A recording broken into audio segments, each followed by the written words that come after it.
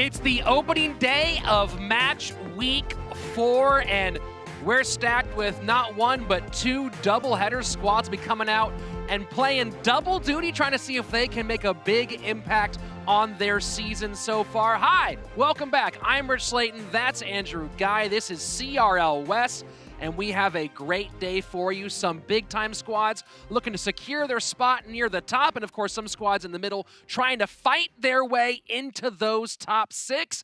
And we're going to, of course, start off today with our 2v2, and then some other stuff behind that, my good buddy Andrew. Oh, yeah. Let's get into our league format, match format. We have set number 1, 2v2, as Rich just said. Following that will be a best-of-5 set, our King of the Hill. 3 players from each team come out. Each player has 1 life, 1 chance, 1 opportunity to take home the bacon. And lastly, set number 3, if necessary, the 1v1 tiebreaker set. And as you may be aware, the top 3 squads, end of our first split, will be heading to Xi'an, China for the World Cyber Games to face off against CRL Asia and CRL China teams. If you haven't done it yet, go ahead, book your flights now. It's about 6 weeks out. This is the best time to get those good ticket prices, so go ahead, pack your bags, and book your fare across the ocean. And right now, there are 6 teams who are currently in the mix, but of course the other 6 trying to fight their way up. Yeah, so we have Pain Gaming and Complexity at the top of our charts, both only finding a loss once so far this season. Pain 5-1, Complexity 4-1. Nipping at their heels is Fnatic at 4-2. Following them is the North American champions of last year, Immortals at 3-2.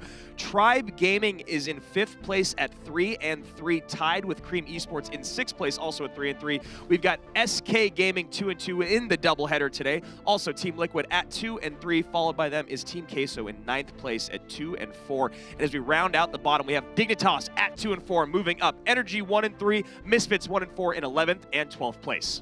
And as we've mentioned, a couple teams doing double duty today. Of course, Energy being one of those who got a late start to their season, and SK Gaming as well, both opening up our day today. Yeah, Energy SK to kick off. After that, we have Team Liquid and Complexity really trying to make their way into that top 6 and secure it. Next up, we have Misfits Gaming and SK Gaming. Misfits has a lot of work to do if they want to make it to the playoffs or Xi'an. And lastly, we have Energy going up against Immortals.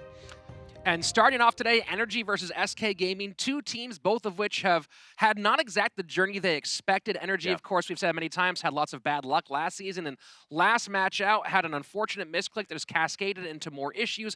SK Gaming, on the other side of it, a stacked roster that believes they haven't performed up to the level that they expected of them, and hope today is the day they can get on track, and they want to end this 4-2 when we wrap up our matches. Yeah, so heading down to the stage, you will be seeing these 2 teams coming out, and as Rich just said, both of them struggling a little bit to start off. You know, Hazard and Carter, one of the premier 2v2 duos of last year. They've really been not off their game, but as you said, bad luck. That misclick was cascading tilt, tilt, tilt, and that was what the game was all about last match for Energy. And on the other side of it, you've got SK. You know, we got 2 2v2 duos and a superstar team, whether it will be Morton or our good friend OP Sam. So over to Energy, we have Hazard, Carter, and Thunderstruck. With only 3 players, you know who's going to be in the 2v2. You know who's going to be in the 1v1. Yeah, it's been a hard part for them trying to get, they haven't been able to get the last 2 players from their squad. Part of why they picked up Thunderstruck last minute to add him in. On the other side from them, they've had their whole 4 all the way around. OP Sam,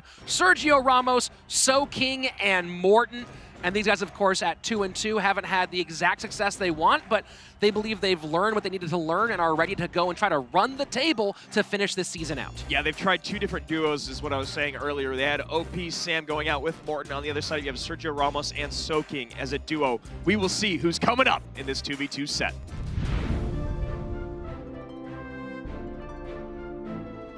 So taking a look at our towers, no surprises here from Energy. Hazard and Carter one more time. Across from them, back to the Germans, Morton and OP Sam. Yeah, Morton and OP Sam have been 5-3 in games, 2-1 in sets. And on the other side of it, you have Sergio Ramos and So King, who have yet to find a set victory in that set. So makes sense that they would try this duo out moving forward, especially because So King's been playing so well head-to-head. And Hazard and Carter came out last time trying that double giant skeleton mirror clone deck that they still say they think has viability. You know, Tornado makes it more difficult. What happened with them, and this is really interesting, we talk a lot about, or I talk a lot about grip.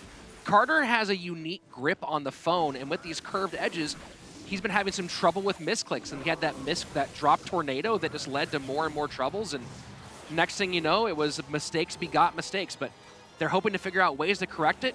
But you try to correct a way a guy has played this game physically for so long, it's like trying to change your golf swing or your baseball swing. Yeah, and you saw Hazard doing the great work that a teammate does in trying to console and kind of boost him back up, but Carter was just not having it in their last match. So hopefully today he's got a good grip on his phone and is ready to come back. You know, mental toughness is something we talk a lot about here. It is very easy to tilt. There's a lot of emotional players on these two teams. Well, Carter and Hazard both were in great spirits when I spoke to them before today's match, so I think that they're ready to rock, and hopefully we'll come out clean. And here you go, first graveyard push on the right-hand side. An exact same result as SK got on the bottom left. Yep, no, another graveyard coming, nice rotation. Trying to get in front for that Musketeer. Mega Minion dropped up high. Just Dark Goblin and Rascal Girl, too easy to take care of all that. Still, that's a perfectly defended graveyard. Rascal Boy in on the left to tank. Skelly's on the tower. Freeze does come in. A lot of skeletons on that tower. A late NATO allowing that to get below 900 HP. You know, I see that tower and I'm just feeling some heartbreak.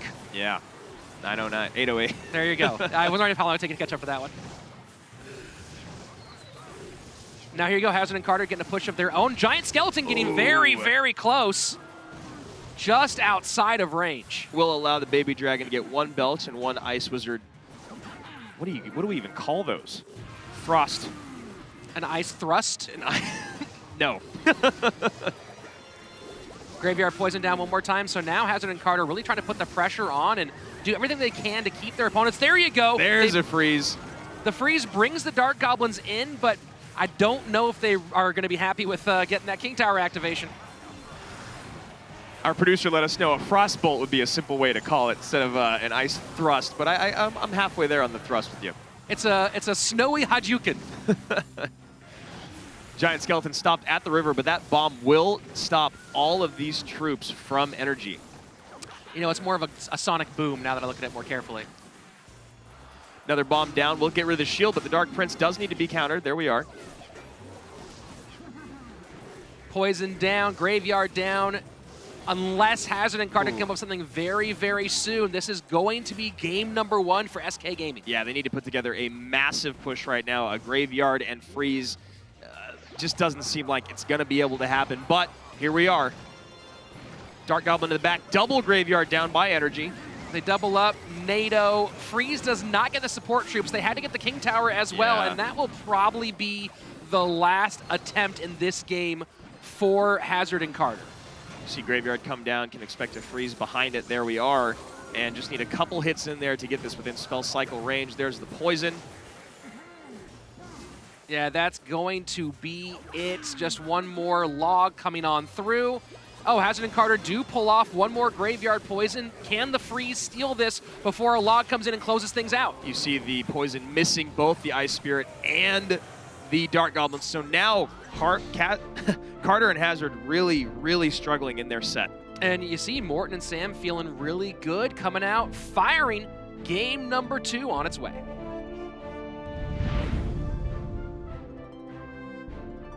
So with that game loss, now Carter and Hazard are 1 game away from 3 set losses in a row. The downward trend started against Team Queso and then Fnatic, and now against SK. They got to find a way to repair the damage and get themselves back in rhythm. Opening up Miner, so Lava for SK Gaming. And probably either Lava or Spell Cycle here from Energy. So looking like it's going to be Miner control for Hazard and Carter.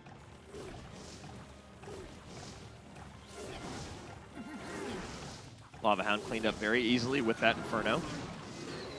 Baby Dragon does get turned up forward, so those pups get a little bit of damage. Gotta look out for those Baby Dragons turning up. And that log doing just enough to keep that Dark Prince off. Look, the second Dark Prince might have caught the aggro, but that splash still would have hit tower. Yep. Mega Minion up high to meet the Lava. Gonna have to respond to those guards.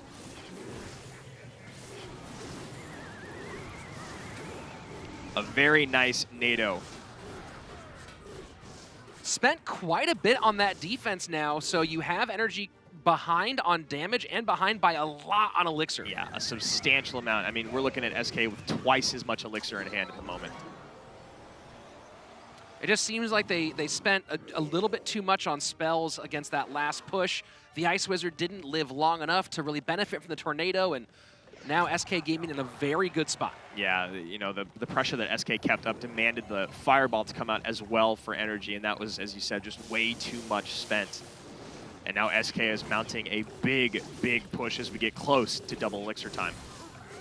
Miner in on the tower for Energy. SK Gaming gets a Miner directly onto the Ice Wiz. Poison comes down. And one Lava Pup barely does not quite survive. So now we have Energy coming back, 1654 to 1127. Log does catch the guards. Prince will clean him up. And now things are pretty close. Energy doing a good job of managing their Elixir and getting themselves back in the mix.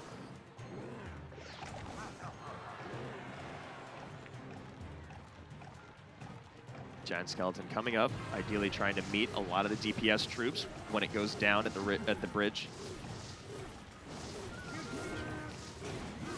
And if Energy can keep that Giant Skeleton, those units on top of the Giant Skeleton, which they're trying to do with that NATO, it should be a very nice cleanup. There we are. But they do eat quite a bit down under 500 Yeah. HP, so this is a critical push. Miner to the back, Lumberjack getting there as well. Oh, they go double Miner to the front and the back. Lumberjack goes down. Really does not pay off the level they wanted to. Poison cleaning up some of those counter troops. Princess Tower will take out the Dark Prince, but again, they're down by about 300-something HP. Yeah, SK is just going to sit back and spell cycle out. That is the way to do it, as you can see here. Energy feeling the pressure, trying to come up against him, just not enough in hand. Rocket was there, and now Carter and Hazard fall 3 times in a row in that 2v2 set, which means, yes, King of the Hill is coming, but you know Thunderstruck's going to be in that 1v1 set. So Energy has to take this King of the Hill. Yeah, and that means a lot of pressure on Thunderstruck now, and he's been in this position over and over this season because of the limited roster they have. And we're at a stage now where, again, you have a really talented squad, but 3 players, just you don't have all hands on deck.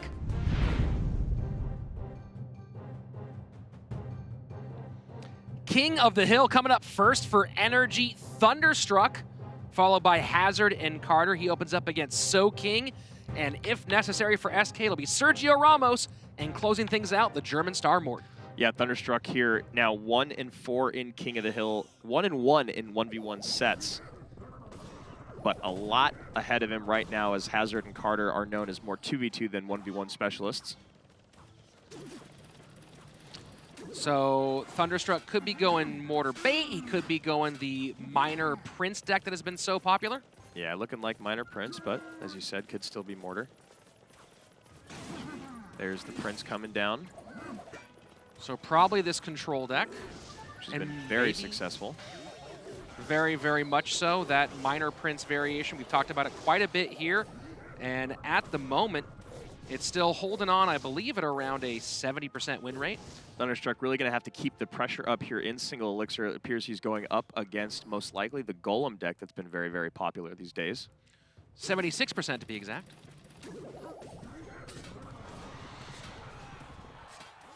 So Thunderstruck draws first blood. Minute and 45 remaining in regulation.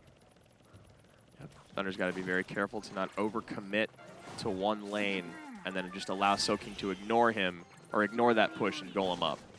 You see right here, Soaking going all in. Thunder's playing fairly passive so far, although this is a lot to deal with. Only 3 Elixir in hand. Very well defended. Wow, yeah, that was pretty. That was pretty from top to bottom. Great, great use of the Inferno Tower there. Miner comes in a second late, not able to get the tank in for 1 bat, and you can see Thunderstruck not happy with the travel time there. He even sent it up front to try to get it out of the ground sooner. Yeah, you wonder if he'd gone inside corner, maybe that would have been the split second he needed to get that bat tank. Here we go. Big push in the right-hand lane is what you can expect. Thunder going to go all in, trying to distract the Elixir from Soaking and pushing behind the Golem. Prince does not get their Barbarian, though, will get a shot. A high Inferno. I don't really like the high Inferno now that it's susceptible to And there you see the lightning and then the baby dragon coming in, and that's a healthy golem. That's what he was going for, was trying to spread it out far enough to not get the lightning, but the range on lightning is so darn far. Now doing a decent job with defense, and Soaking does not just pour it on, so kind of a lucky moment there for Thunder. That baby dragon gets distracted for a second by bats, but still going to get some raged up belches on tower. Yeah. That might have been 2 elixir ill spent. Yeah, the bats there just not doing the job that they do against a normal baby dragon that is not raged up. Not sure if he got the full surround, couldn't tell. This is the most popular golem deck so far this season at 7 total plays, currently sitting at 5 wins and 2 losses. And I understand wanting to send the miner in there to create some pressure, but it would have been nice to hold the miner for just a second longer to support better with the spear goblins, putting in more damage. But you see only 21-19 remaining on that top right tower for Soaking. It doesn't really demand a lot of attention from him. And now you see Thunderstruck really going in, but it does not pay off due to that tornado. Doing a great job there, as you said, going all in, keeping Soaking from being able to support that golem push. So actually a lot closer than I think Soaking would like it at the moment. Miner goes in up high. The Prince is on the Dark Prince. This is a pretty good little onslaught here from Thunder. Yeah, still going to the safe spot, does not want that activation. At some point, though, he might have to make a decision to start varying that miner position. Yeah, now you see Thunder switching lanes once again.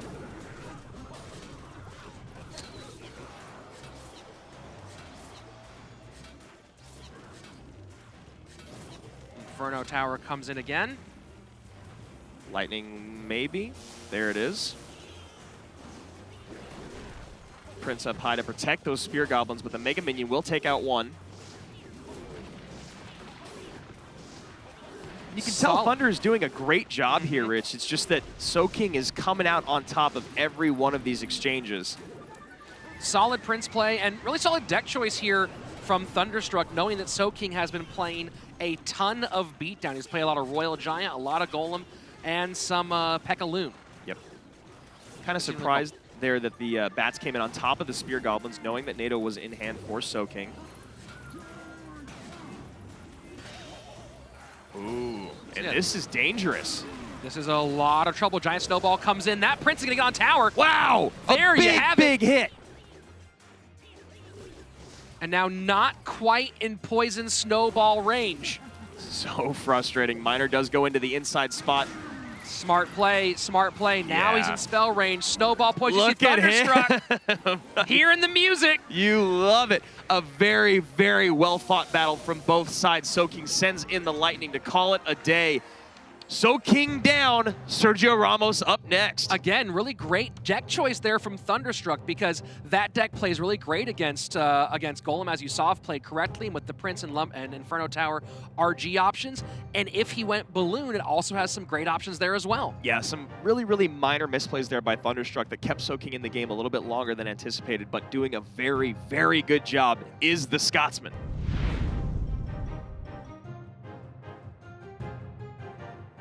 All smiles so far for the Scottish sensation Thunderstruck, taking out Soaking. Up next across from him, it is Sergio Ramos, coming up off of a very good performance last time out. Yeah, he took down Kuchiku and Benihoo in the, or excuse me, yeah, Kuchiku and Benihoo in that King of the Hill set.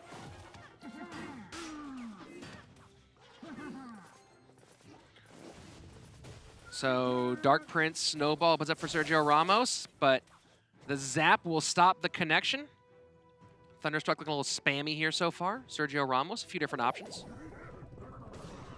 Sergio Ramos, really, really important for him, talking to him before the match and his coach about getting those 2 wins under his belt, building the confidence that he had before. And Thunderstruck apparently likes the matchup that he sees here. Goblin Giant Sparky. Exactly, expecting to see Goblin Giant Sparky, knowing that he can put a lot of pressure in both lanes. Well, he has the zap. So a nice job, easy reset there for him. And he was surprised by something there, maybe the way the snowball was played, or not exactly sure. Sparky is currently the leading archetype in CRL West, coming into week 4 at a 66.67% clip over 15 games played.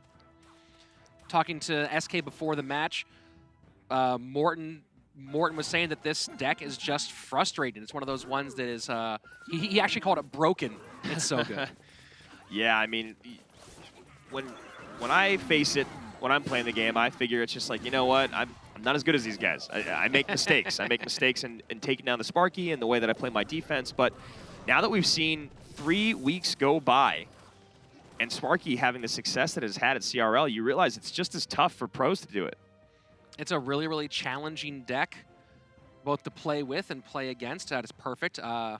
You know, Morton was saying that they actually play test every single deck against Goblin Giant Sparky specifically. That is fascinating. It is a very, very difficult deck to play with. They make it look so easy here on the stage, but it is not. And now you see Thunderstruck going all in on the left-hand lane. A great use of the Hunter there, but does not have enough to defend. Oh, Dark Prince does come down. Forces more expenditure, though, out of Sergio Ramos. Zap. Oh, Ewiz comes in. Nice. Yep. So now 2 nice, clean responses to Sparky. Yeah, and that's why you see the smile from Thunderstruck earlier on in the match. Now makes a lot of sense. Ooh, and a very well-played high Hunter from Sergio Ramos.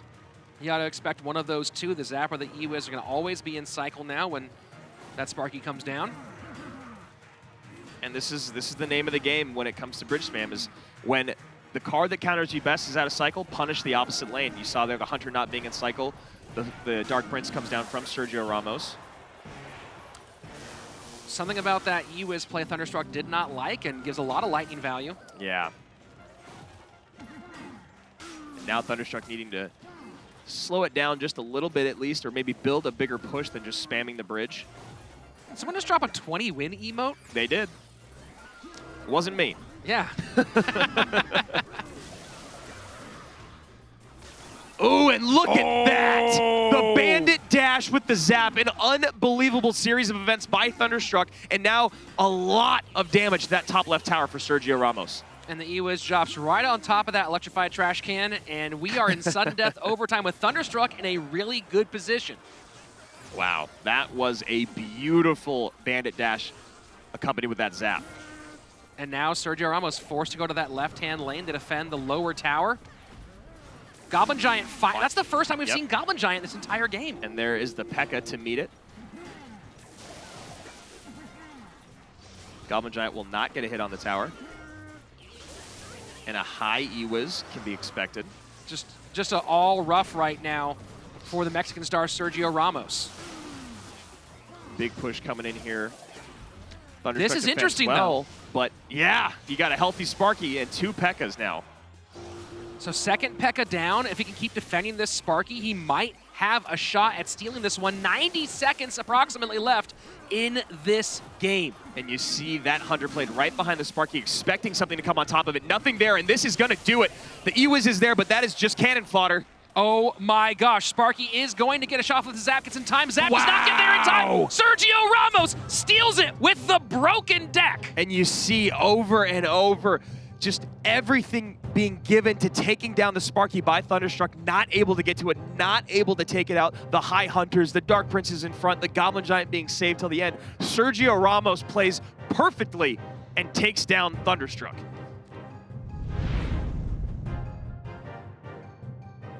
That's what makes Sparky so frustrating, Andrew, is you can play perfect, and then one slip up ends up cascading, and next thing you know, you cannot get to that darn Sparky. And here's the thing, is Thunderstruck had Ewiz, he had Zap, he had all the counters early on. You saw, as you said, playing perfectly throughout. As we hop into the replay, though, we're going to see where Sergio took the lead, and it was all about defending this one Sparky. Rich, take it away. Well, he got the first Goblin Giant down before this and slowed things down. He hadn't had a chance to get the Goblin Giant down yet, and here you see the Dark Prince, Goblin Giant. He's going to keep on cycling those two over and over again to keep getting in front of that Sparky. And now we're up to, I think that's the third Sparky shot, and this is where it starts getting frustrating, because once that Sparky gets going and you can't get to it, every single shot gives you more and more value. It stays on the board forever. Ewiz going to get evaporated, and here you go, Sparky on tower. That's it. Game over. Very, very well played, and that's what makes this deck so darn frustrating to play against. And Sergio did such a good job of painting Thunderstruck into a corner, playing that High Hunter, playing that Dark Prince, no ability to drop the Ewas up high, which you know is what Thunder wanted to do. But we have up next, Hazard coming out for energy up against the CCGS champion, Sergio Ramos. Let's head down to the floor where our players are ready to go. Hazard on your blue tower, Sergio Ramos on the red. So we get a good luck coming out from Hazard. And Sergio Ramos putting on the war paint. Oh, that 20 win badge, or that 20 win emote. Yeah, it's certainly fun when someone counters you and then drops that. So Hazard cycling Ice Wizard in the back, and Golem immediately in the top right corner. Very interesting. Sergio playing it in the corner, hopefully keeping it away from being NATO'd to King Tower is the idea there. And that RG is going to get a lot of damage in to open up this game. Yeah, it will, but there's no defensive capabilities coming from that RG. It's just getting right on the tower. And now Sergio Ramos has a Baby Dragon and a Dark Prince and a Mega Minion to back up this Golem, which was not pulled by the Tombstone. That's going to be tower down. There we go. NATO comes in a little bit late, but Hazard just playing it slow. You know, knows he's probably going to lose a tower here and not trying to overcommit and fight for a tower that's already dead. Yeah, you see him kind of defending the 3 crown. I maybe would have not even played the Mega Minion to conserve that extra 3 elixir to try to punish here on the right. With 3 more elixir in hand, he would have been able to drop a Royal Giant right there. Very, very far behind, and you have to wonder how much of it was opening up with that Ice Wizard. Yeah, I mean, the Ice Wizard and then the RG up high just allowed Sergio to take a lot of damage, but in turn create a massive, massive push. Well, it's interesting. He put the Ice Wiz was in the same lane as the Golem, so maybe it made Hazard feel like he had to play in the same lane rather than go opposite with the RG and punish and not allow all the support troops behind the Golem. Yeah, I mean, defense is probably the way he should have went, but there is only 680 HP left on that right-hand tower. And once he gets it down, of course, that Royal Giant does have the ability to go into the pocket and wreak havoc.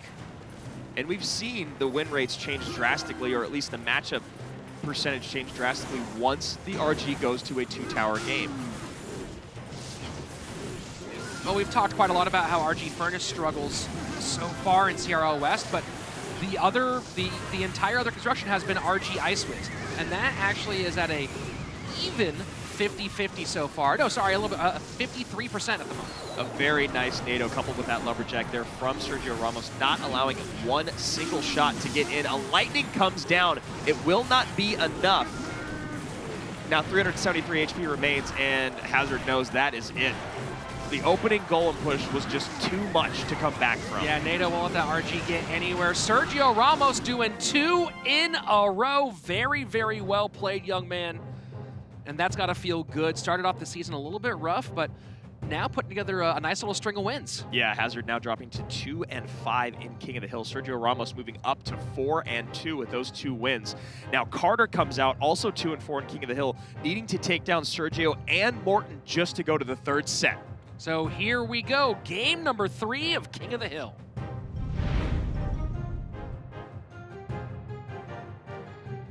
And just a really, really tough opening for Hazard, you know, wanting to support the Ice Wiz, wanting to put pressure on, not maybe going in the correct lane, maybe not making the best decisions, and Sergio really, really capitalized on that with that big, big Golem push. Yeah, it's hard to make that choice in that moment. You want to keep the Ice Wiz alive, but ideally you don't push a Royal Giant into a Golem, but things happen in the moment, and here we go, a new moment up. Carter hoping to get the next 2. And Sergio Ramos, Lumberjack. Okay, a little bit different this time around. We're maybe not seeing Golem again. Very well played Ice Golem to catch that flying machine. And piggies for Carter, so a little bit of fireball bait coming out for the energy representative. Getting a decent amount of damage in from that first Royal Hog push. And looking like a loon cycle here for Sergio Ramos. There you go. Yep, Miner coming down. Snowball to take care of the bats. Interesting seeing the Miner loon with both the Lumberjack and Musketeer. Snowball was maybe just a hair early. And Piggies come in, and not a lot of great responses to the Royal Hogs for Sergio Ramos. Yeah, you see the Lumberjack obviously only being able to target one unit at a time. He has Snowball and Bar Barrel, but those will not kill the Hogs. And Sergio, as you can see, kind of wondering, what am I supposed to do here? Yeah, really interesting choice for Sergio Ramos, going with both the Lumberjack and the Musketeer and the Miner all three together. Usually you go Miner Musketeer and you have an Inferno Tower in there or something, or you're going Lumberloon. And then in that situation, you might have other options, whether it be 2 spell or an extra spell or possibly some other way to grab those Piggies. Yeah, and you know Sergio's really, really going to be missing a big spell or the Inferno Tower, as you just mentioned. Those are a great way to at least somewhat counter the Hogs. Well, I guess the Miner in there instead of the Ice Spirit you might see in a Lumberloon deck, and the Ice Spirit would help at least with slowing some of this action down. But in general, just without a building to pull, this is a really tough situation for Sergio Ramos. And that Flying Machine is in the safe spot from the Princess Tower, as you can see, only getting targeted by the Musketeer. A big Balloon push coming in, supported by a Miner and Musketeer. Balloon will get a big drop on the tower. Little surprised about that connection there. You know, once the Miner went directly into the barbs, it felt like Carter would get the better of that situation, but now suddenly he finds himself behind ever so slightly. Yeah, playing the Snowball earlier to defend the Flying Machine from the bats is where he found himself wanting on defense with that Balloon.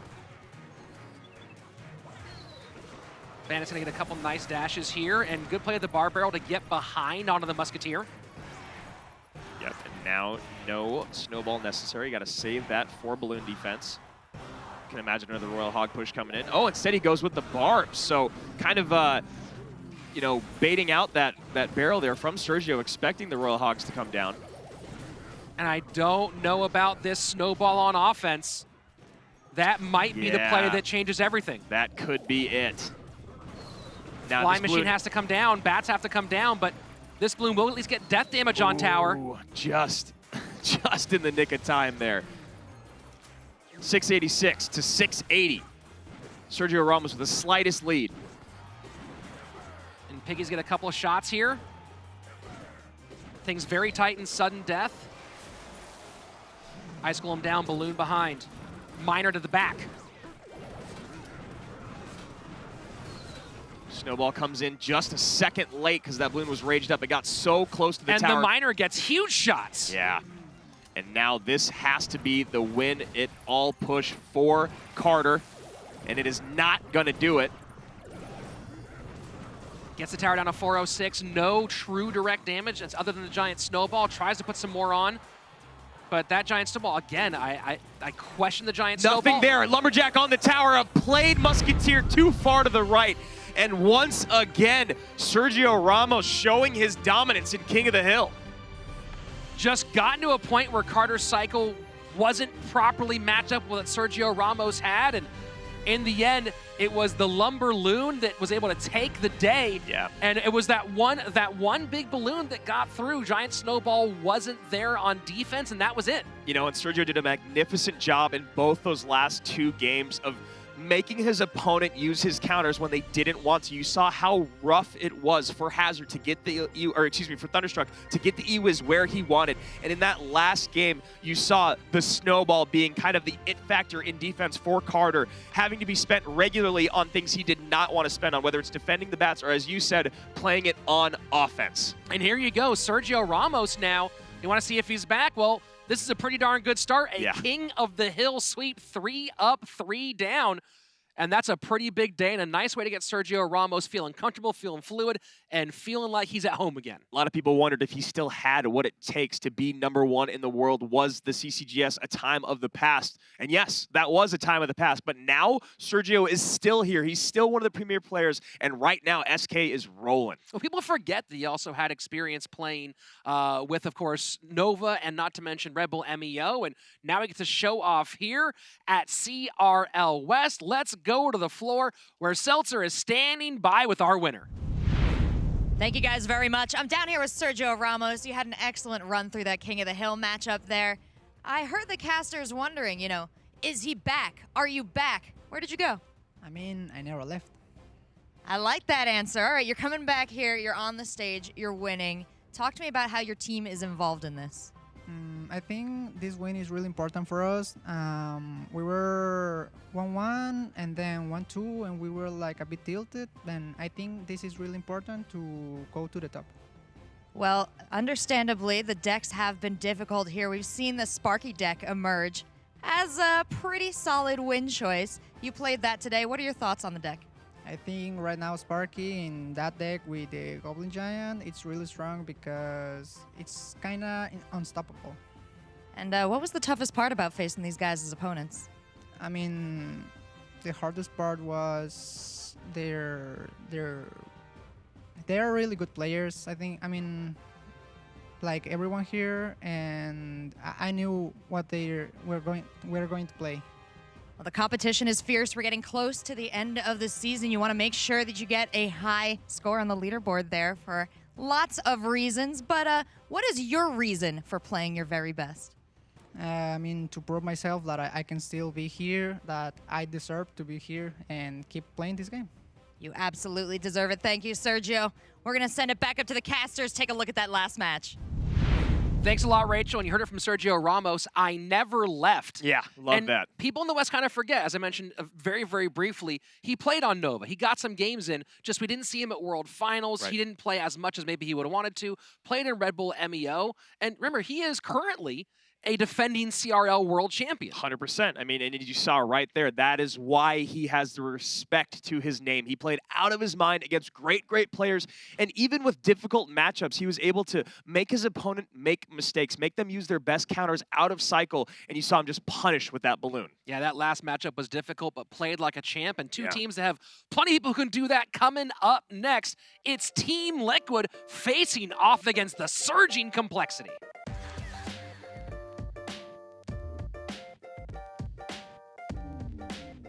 Coming up next, of course, two stacked teams. Team Liquid hoping to get back on track and move their way towards the top 6. Again, it's not dissimilar struggles to last season, whereas Complexity may be looking even better than last season, if that's even possible. Yeah, we weren't sure exactly how Complexity was going to do, kind of stumbling out of the gates, but now 4-1 in second place, playing out of their mind. But Team Liquid has been riding high on Surgical Goblin, and this deck right here is one of the reasons, Rich. It's been so nasty, top and bottom, and as we said earlier in the show, Goblin Giant Sparky overall sitting at an astounding, and now with the wins today, above 67% win rate. And a lot of it is just there are so many ways in this iteration with that Dark Prince having the shield to block for that Sparky. You get the Goblin Giant, you cycle in the Dark Prince as well. The shield gives one extra piece of defense to keep that Sparky up, and we just saw how valuable that can be. Yeah, and on the other side of it, we have Vulcan coming off 3 King of the Hill sweeps in a row, playing this brutal bridge spam deck. And one of the reasons why Vulcan succeeds so well with this is he plays such conservative defense. You know, he's able to defend very well, very cheaply, and then apply a lot of pressure. And that is the last thing you want when going against Vulcan. And, you know, talking about Vulcan, we've just seen those 3 back-to-back-to-back King of the Hill sweeps, 9 in a row, and almost overshadows what happened in between all that, which was Air Surfer also pulling out a 3-game sweep in King of the Hill. So now you have these players in Vulcan and Air Surfer that are doing non-stop King of the Hill sweeps. You also have Adrian Piedra, who's someone that's very, very capable of that. So the question is, who is going to come out for Team Liquid in the 2v2, which then allows X or Y player to be in that 1v1, the remaining 2? And that's been a big question trying to be answered by Team Liquid. They do have 2 talented 2v2 squads in Diego B and Buffmac, who they say that their teammates, Surge and Canario, are as good or maybe even better than they are at 2v2. Yeah, and then Surge and Canario, the big kind of stunner that came out in their second to last, or their 2 matches ago, I believe, doing a lot of work, really catching their opponents off guard, catching us off guard, and playing, of course, as Canario and Surge do, out of their minds. On the other side of it, we've got Colton and Razor, the wall. This amazing, amazing 2v2 duo. They've been doing so well. And then, as you said, Air Surfer and Vulcan coming off King of the Hill sweeps. Adrian Piedra's been able to kind of just sit back and hang out. Yeah, he's having a nice vacation so far in Southern California. Maybe we'll see him get in the mix some more. And a big question today, it looks like, if we look at the bench here, it looks like it's going to be, Diego B and Buffmac preparing to take the tower once more. So this is a big 2v2 for both of these squads, maybe bigger for Liquid than Complexity.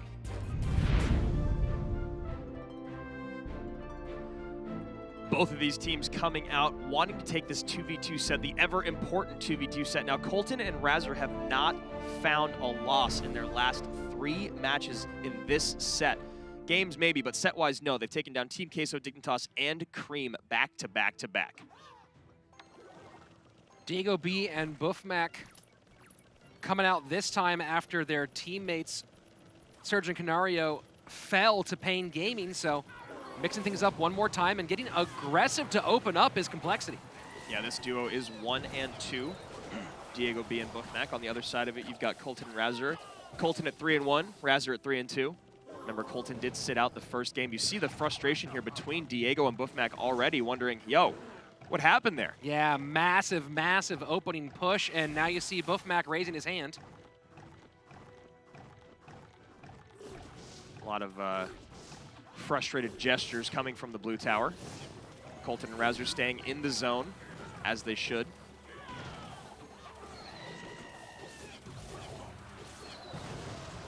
And another connection not quite done, down to 15-20. Holding off this time is Team Liquid. Got the double Ram Riders coming out for Complexity. On the bottom of your screen, we haven't seen the win condition yet. Bit of a change here for Complexity. They have not played the Ram Rider decks yet. A lot of Lava Hound and some Graveyard. And that Lightning was not timed very well and also not as effective as they wanted it to be. Ram Rider still getting through. And Lumberjack just barely activates. Maybe a half miscommunication there between the log and the NATO, but it does work out for Complexity in the end. Yeah, you saw Colton there getting a little nervous, but realizing that it did pay off. The double drop on top of the Dart Goblin, that is a tough communication moment because you don't really have time. And again, so far, it's just Team Liquid playing defense the entire time, haven't had a chance to get in rhythm. We'll see if in double elixir they can get something down. Maybe going, I'd be surprised to see Golem at this stage of the season with how ineffective it's been, but it does look like they have the support cards surrounding it, and that Lumberjack is on tower. A big, big connection on the left-hand side, a very healthy Ram Rider. Team Liquid going all in on the right. And a defensive freeze, yeah, wow. The defensive freeze there, kind of unexpected in this Ram Rider deck, doing great, great work for Complexity. 30 seconds left in regulation, and at the moment, looks like Complexity has this thing all sewn up. Team Liquid fell behind early, and unless they do something big right now, they're gonna lose game number 1. Yeah, and you would expect a Ram Rider to come down if it was needed to stop that hit in. Apparently Complexity not too worried about it. NATO back, Ice Wiz, that is going to be it. Defensive freeze, puts the cap on it. Razor gives a small little fist pump. Complexity takes game number 1, and Team Liquid is really not happy.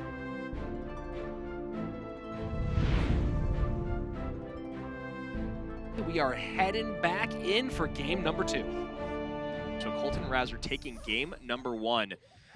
Team Liquid's Diego B and Buffmac, good luck does come out from them, looking to bounce back.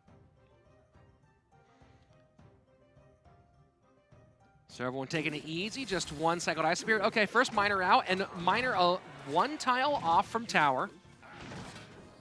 And a very easy pickup there for the Giant Skeleton.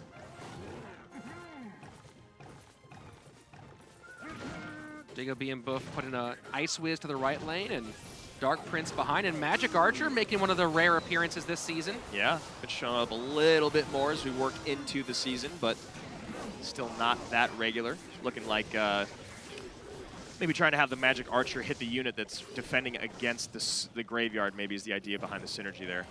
Would have been nice to see that Magic Archer defended just a little bit to stay alive.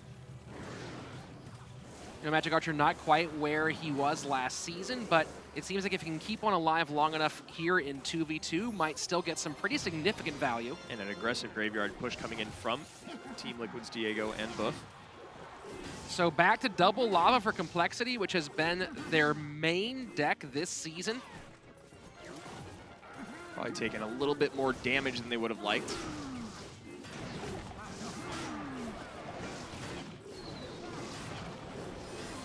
Team Liquid really low on defense right now, or on Elixir right now. And that NATO will allow a lot of hits to come in on that tower. Miner sneaks in front of 2 of the Fire Spirits, and you see Diego and Buffmac just hands on their head. very frustrated. Yeah, brutal. They just had nothing left in the tank. They were completely out of elixir. They were trying to spend, at the moment it looked like they were just trying to spend clean, but then you saw that they were playing from behind, and now Complexity with about a minute left, firmly in control of this game. Yep, and still with a slight elixir advantage. You see the very high Mega Minion being played. Poison does come down on defense as well. So that's a nicely cleaned up graveyard, and now you gotta wonder if Team Liquid can cycle enough graveyards down to have an effect. Yeah, they have a lot to do in just under 40 seconds of gameplay. Luckily with Graveyard, that isn't a chance to happen for Liquid, but... There's the freeze, we're expecting that. Miner in on defense to help clean up some of those skeletons instead of supporting this offensive push. With freeze out of cycle, it's going to be nearly impossible now for Team Liquid to get back in this 2v2 game. They can get that graveyard down, but plenty of elixir on defense. Poison comes down to clean things up. Nado pulling all this stuff together. Now the Magic Archer is doing exactly what I was talking about earlier, which is hitting the units that are defending against the graveyard, but it is not going to be enough.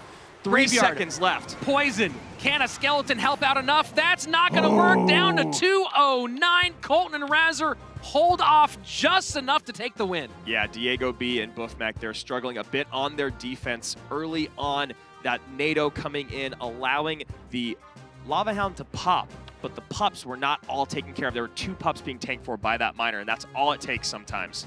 Very, very nice work for Colton and Razor, playing very clean, and that defense worked out beautifully, and it felt like that last freeze attempt was the end. And now, Team Liquid going to a King of Hill against a team that has won 12 straight games in our second set.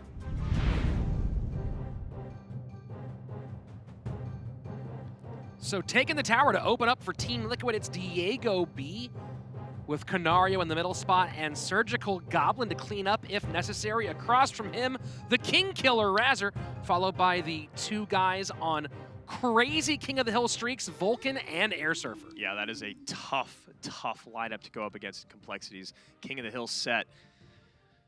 They haven't lost 1 King of the Hill game in 12. I mean, Razor hasn't played King of the Hill since, I think, week 3 maybe, or sorry, week 2? Week 3, or in game, his 3rd match, he lost to Bennyhu. And that was the last time he's been out in head-to-head play. Otherwise, he's just been holding it down in that 2v2 set. Diego B has made 4 appearances in the middle set, and so far played a good mix. Some Minor Rascals Loon, some Goblin Giant Double Prince, Graveyard, and Graveyard Double Prince as well, and some Ram Rider. Lava, lava.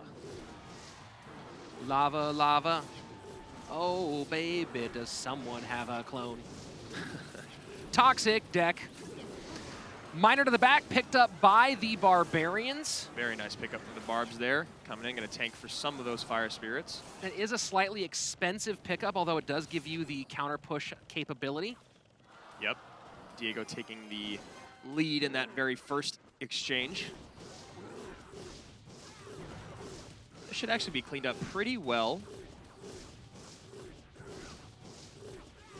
So first minute and a half down, and Diego B does give up some of that lead, and there you have it. The final Baby Dragon Belch puts them pretty much even. And that was the correct decision. If you see now, Diego's still a little behind in Elixir. Had he opted to defend that a little bit more, he would be really, really hurting for it. Diego opts to go opposite lane now with the Lava Hound after Razor drops his in the top right.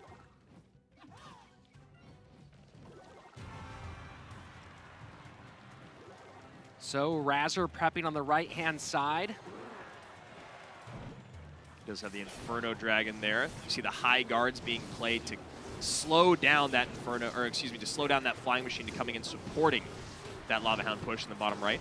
Miner finally does come in for Razor while letting that Lava Hound on the top left do its work, and Barbarian Skeletons down. Double Inferno Dragon down for Diego B. Razor doesn't have a great way of getting to those Infernos as of right now, but in a substantial lead. So Flying Machine will take out the first one, but second one as well, but that should be a trade. Oh, and the Flying Machine stays alive. A very fortunate thing to happen for Razor.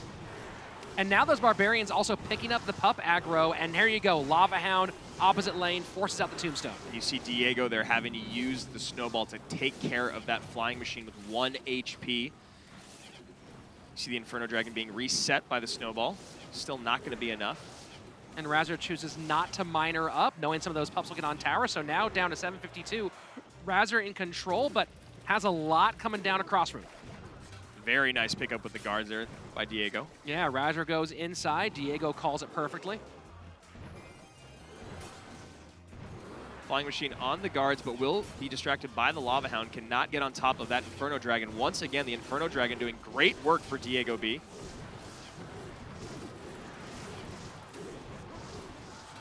So now it's miner to the front for Diego B, and he has a lot on the board. Yeah. Baby Dragon, Inferno Dragon. Those Barbarians will be able to distract these 2 units for long enough for the Flying Machine to clean them up, but Diego B making this a little bit closer. And this time Razor just going straight to the front middle, and guards go to the back. Do not get the pickup. I love that placement of the miner there, knowing that he could avoid the skeleton, avoid the tombstone, and avoid going to the safe spot. Flying Machine was just a little bit out of range for that last Princess Tower, so forced the Mega Minion down early, and now miner to the back here for Diego B as well. Diego B takes the lead.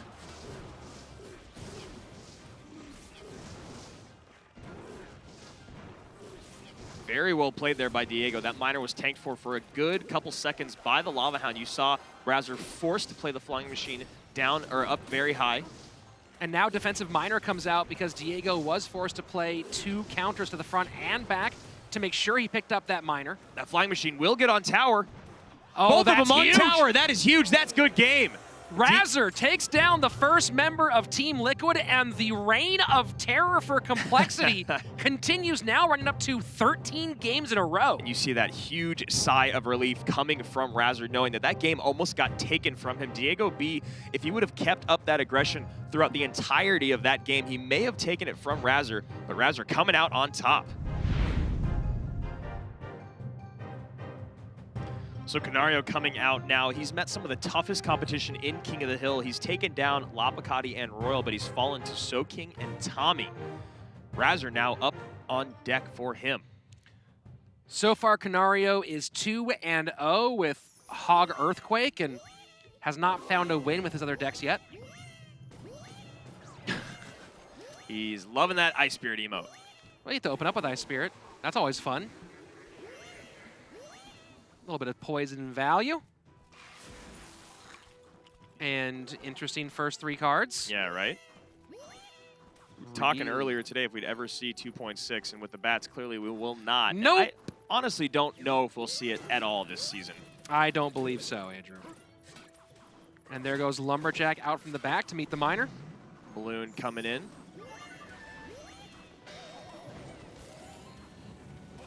So Lumberloon again. We did see earlier this same construction with Miner in. Nice use of the snowball there to make sure that that Prince was taken down by the Lumberjack.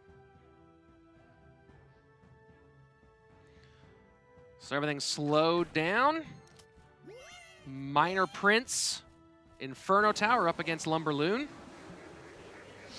Poison comes down, taking down this Musketeer.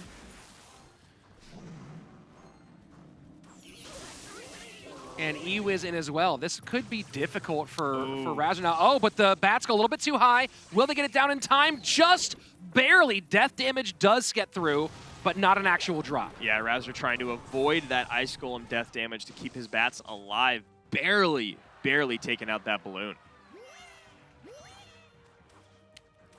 And seems like Canario's favorite thing to do in this game is to throw that as many times as possible. So if you're keeping track at home, let us know how many times he actually gets it down.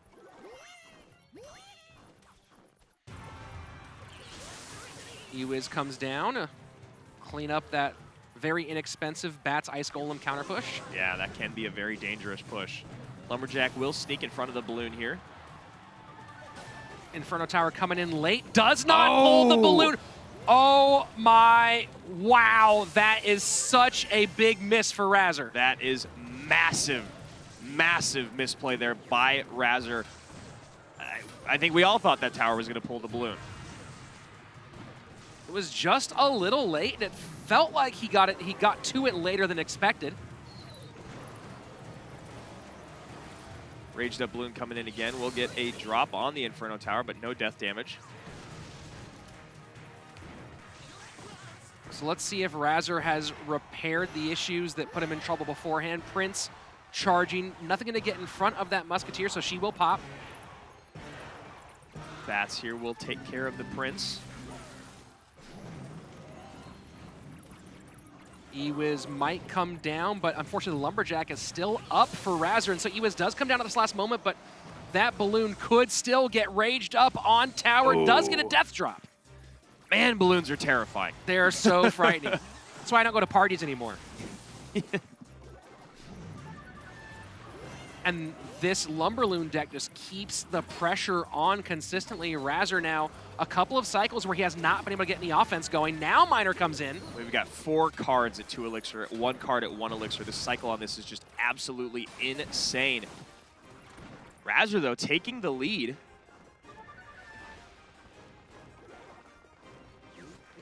Canario will load up one more time here. Very good bar barrel. Doesn't quite preserve those Musketeers, but was the right idea. 2 minutes left in overtime here. Razor out to a very, very small lead over Canario. And Canario just keeps on throwing the kitchen sink at the bridge. And what a very, very well-executed push there by Canario. Stopped in its tracks by Razor. This is what Razor should be doing. I mean, it looks like now he's got his cycle in order. Yep. And it should be the same thing continuing for him as we go into the final 90 seconds. Yeah, and we all know Canario is a master of adjustments, but as you said, with only 90 seconds remaining, and there it is. Yep, he's going to switch up lanes, maybe trying to bait out a defensive response from Razor. Razor says, no, sir, not going to bite. I've been here before. Yeah, very, very smart play by Razor. Look, it was a good move by Canario to go for that bait move, but it did not play out the way he wanted it, and now he's trying to fight through even more without that 2 elixir in that right lane. And Canario knows that he just got outplayed there. One more hit from the Miner in, going to take down that tower with the help of the Log. Poison Log does it, and now Razor is 1 win away from completing the 5th straight King of the Hill sweep for Complexity. I mean, is everyone on their roster going to get a King of the Hill sweep by the end of the season? This is insane. So across from Razor, one more standing in the way of that sweep. It's Surgical Goblin, who's currently sitting at 3-2 in head-to-head play this season. Yeah, he started off with a big King of the Hill sweep over Dignitas, taking out Oxlet, Eddie, and Frost. Then he followed that up with 2 King of the Hill losses to SoKing and then Tommy in their 4th match. So again, it's Team Liquid just throwing out the emotes. Yeah, a lot of BM here from Team Liquid. I don't remember that as much last season. Well, Surge had a couple of games where he threw out a few piles. So. I remember that. So it is RG for Surgical Goblin, and Fireball comes in to meet those Barbarians. A great Fireball. Massive. That, though, you see those Barbarians as a Royal Giant player, normally that means a total rip. Yep. But putting Fireball instead of Lightning in, that might change this entire game. Yeah, that is a huge, huge adjustment by Team Liquid and Surge, of course, and that could be the deciding factor already. So as we said earlier, Royal Giant Furnace has not performed well this season, but Royal Giant Icewiz currently above 50% win rate. There's the Lightning coming down. A NATO comes in for Surgical Goblin. He's only got 2 elixir to defend from this point on. And the Ewiz might reset. Oh, it does. The Ewiz resets the tower. That's a couple extra shots. Huge.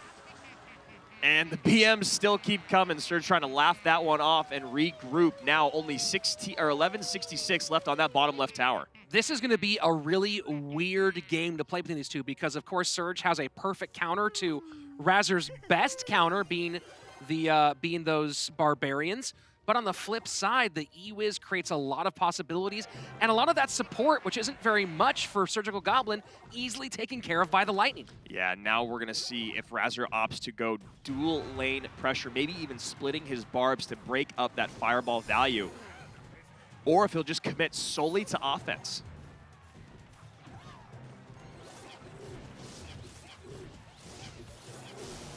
And there you go, nice lightning value. Royal Giants still getting a shot in for Surge. Fireball comes down, that now opens up the window for the Barbs.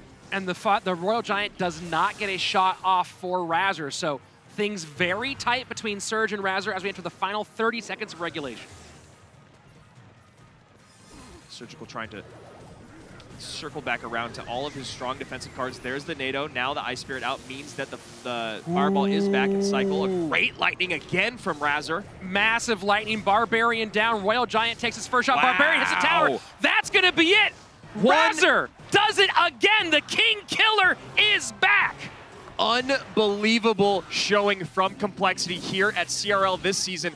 I am blown away. Vulcan does it 3 times. Air Surfer does it once. Razor does it again.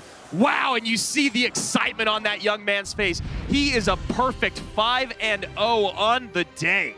Unbelievable. He opened up last season, sweeping Tribe, followed by another sweep of Cloud9, taking out C. McHugh, Baron, and Wings, and he does it again today, taking out Diego B, Canario, and Surgical Goblin. He's called the King Killer for a reason, and now that's 5 King of the Hill sweeps in a row for Complexity. Unbelievable. 3 from Razor, 1 from Air Surfer, 3 from Vulcan, 1 from Air Surfer, 1 from Razor. So now Colton and Adrian are the only 2 on that entire roster that have not swept a team in King of the Hill, and a massive showing for Complexity. Now 5-1. We'll have to check and see if they actually do or do not move into that first place spot over Cream. But Team Liquid now going to be 2-4 before in 8th place. You can't imagine they're going to drop again. I mean, this was absolutely wild, the way that Razor played. And in this situation, you know, you see the Barbs come out against the Royal Giant, you immediately think, oh my gosh, this is a bad call when the Fireball comes down, but then just played it clean, got the lightning perfect. I mean, perfect, every single time. Play. And he never gave that Fireball value again on those Barbarians. So let's head down to the floor and hear from the King Killer himself with his next sweep. Thank you guys, Razor. An absolutely dominating performance in that last match. You're smiling. You seem pretty pleased with yourself. I'm pretty happy. I mean, I wanted to get a sweep again like this season, and I mean, I achieved that already, so I'm happy. Yeah, we're early on. There's still room for you to grow here, and you've already picked one up. So what does that mean to you when you sweep like that for your mental state? I mean, it's a huge confidence boost because, I mean, against Queso, I didn't play very well in my 1v1, but to come back and play well, I guess, is great for my confidence. I'm really happy. I think it's absolutely fair to say that you played well, more than well. In your match against Canario, there was a moment where it looked like you might have lost it. Talk me through it from your perspective. Yeah, against Canario, I had, I think, like 2 or 3 huge misplays against him, which, I mean, I was kind of nervous, I guess, but I just had such a good matchup. He was playing so well, but I just was able to bounce back and win it. Well, something that Complexity has been able to do again and again, 15 in a row in King of the Hill. What does that mean for you and your team? I mean, it's great. If all of us are so strong in King of the Hill, I mean, I think we can do really well. All right, I'm going to give you an opportunity here. Lots of fans at home super excited about your performance. What do you want to say? I mean, thanks for the support, and we are Cole. They are Cole. Guys, I'm sending it back up to you at the desk. Let's talk about those matches. Thanks a lot, Rachel, and not much more to be said there at this point. 15, not 15 exactly in a row. There's been some breaks, but 15 big King of the Hill wins in sets of 3. And right now, Complexity looking like the team to beat in the West. Yeah, and this right here, we're going to hop into a replay of the moment that last game shifted momentum drastically. Surgical laughing, he was throwing out BMs a lot early on. He'd kind of taken advantage of those first couple interactions, those first couple encounters, and he had the Fireball for the Barbs. But this moment right here, the lightning comes down, and then right here, the E-Wiz just sneaks around the Barbarian Barrel, helps it stay alive, and does not work out for Surgical Goblin. Resets the tower onto the Barbarian Barrel of Razor, and here you go. A big momentum switch, and you see a few laughing goblins quickly turn into the Weeping Skeleton. Yeah, and that right there, we've all had it happen to us. Something gets in front of an E-Wiz and starts taking for it, and all of a sudden you've lost over 1,000 HP. Surgical did not know what hit him. Razor played lights out today. I mean, we haven't seen him do that in head-to-head play in a long time, and now you talk about the confidence being built behind that young man. Yeah, I mean, this was a great run today. 5 games, bingo, bango, take it out, Yeah. and carrying complexity. And there's so many guys on complexity who can carry right now. I mean, Adrian Piedra hasn't even had to play much past the first 2 matches. When will we see him again? But up next, we have SK on their second showing in this doubleheader against Misfits.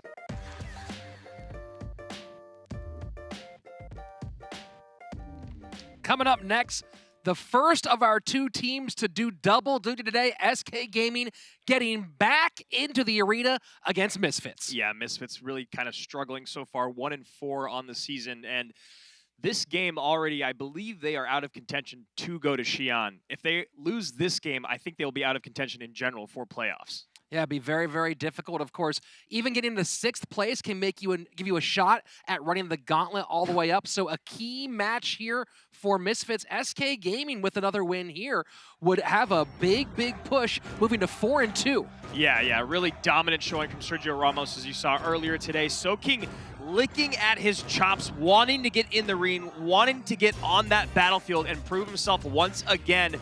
But first, of course, it's the guys in black and red in Misfits. Of course, Wings has been playing out of his mind in King of the Hill, being their 1v1 specialist. They've got Low-Eye, Trainer Chris, Baron, and as I just said, Wings on this roster. And Trainer Chris coming off a big King of the Hill sweep, Yeah. 1-2-3 in their last match.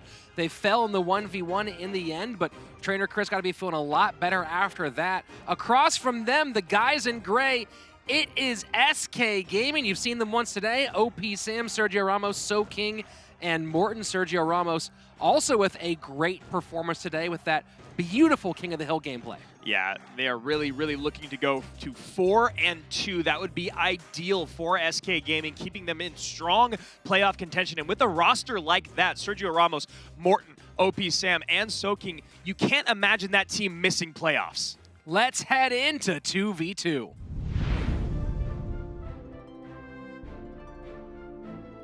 So Baron and Low-Eye taking the blue tower against Morton and Sam, who have made their second appearance today, having success in their first showing. Yeah, it's been a pretty good day thus far for SK Gaming. If they can do one more after sort of their rocky start at 1-2, this would be a big swing for a team that everyone had really high expectations for, including their organization as well. Yeah, and a very aggressive double Dark Goblin on both sides of the map by SK to start. Speaking with Kavalifar, their coach, beforehand, he wasn't very happy about having to have the doubleheader today, knowing that you don't really get a lot of time to prep in between matches, but he said, and as they've shown, that they would be ready no matter what. You know, on one hand, that's about the prep, research, things like that, which I'm sure they've been doing over the last few days. On the other hand, there's something to be said for being in flow, and Low-Eye raising his hand, very upset about something happened on the board. And it looks like Baron is telling him not to, I can't tell if he's telling him to not play anything or to not worry about it. But Low-Eye very worried about it. So Low-Eye now jumping back in. And they still took the better of that exchange. Baron trying to keep him in focus. Yeah, I mean, look, they could still very well take this game, so you don't want to just walk away, turn around. If there's a replay issue, if there's a real problem, a real tech issue, then it'll get looked at. But go ahead, finish out the game. Yeah, stay in the zone, as you saw right there. Baron recognizing the importance of that. If there isn't a replay, that's the worst case scenario. And if there is a replay and you still win, then you're just playing with house money. Graveyard Freeze does some good damage, but cleaned up, and there is a fairly healthy Lava Hound. And that Dark Goblin stopped by the Baby Dragon. Look at those guards on the tower being tanked for by the Lava Hound, and then the Lumberjack still gets through both towers below 1,500 HP, the one on the left below 1,000. And look at that, the Baby Dragon turning back towards the Miner, so perfect play, gets it down to 927. Might see a high Mega Minion here to catch. Nope, they're just going to eat the damage. You know, might have had that moment of frustration, but right now, Misfits in a good spot. Yeah. Poison comes down to meet Graveyard. Yep. Jinx, you owe me a latte. I do owe you a latte.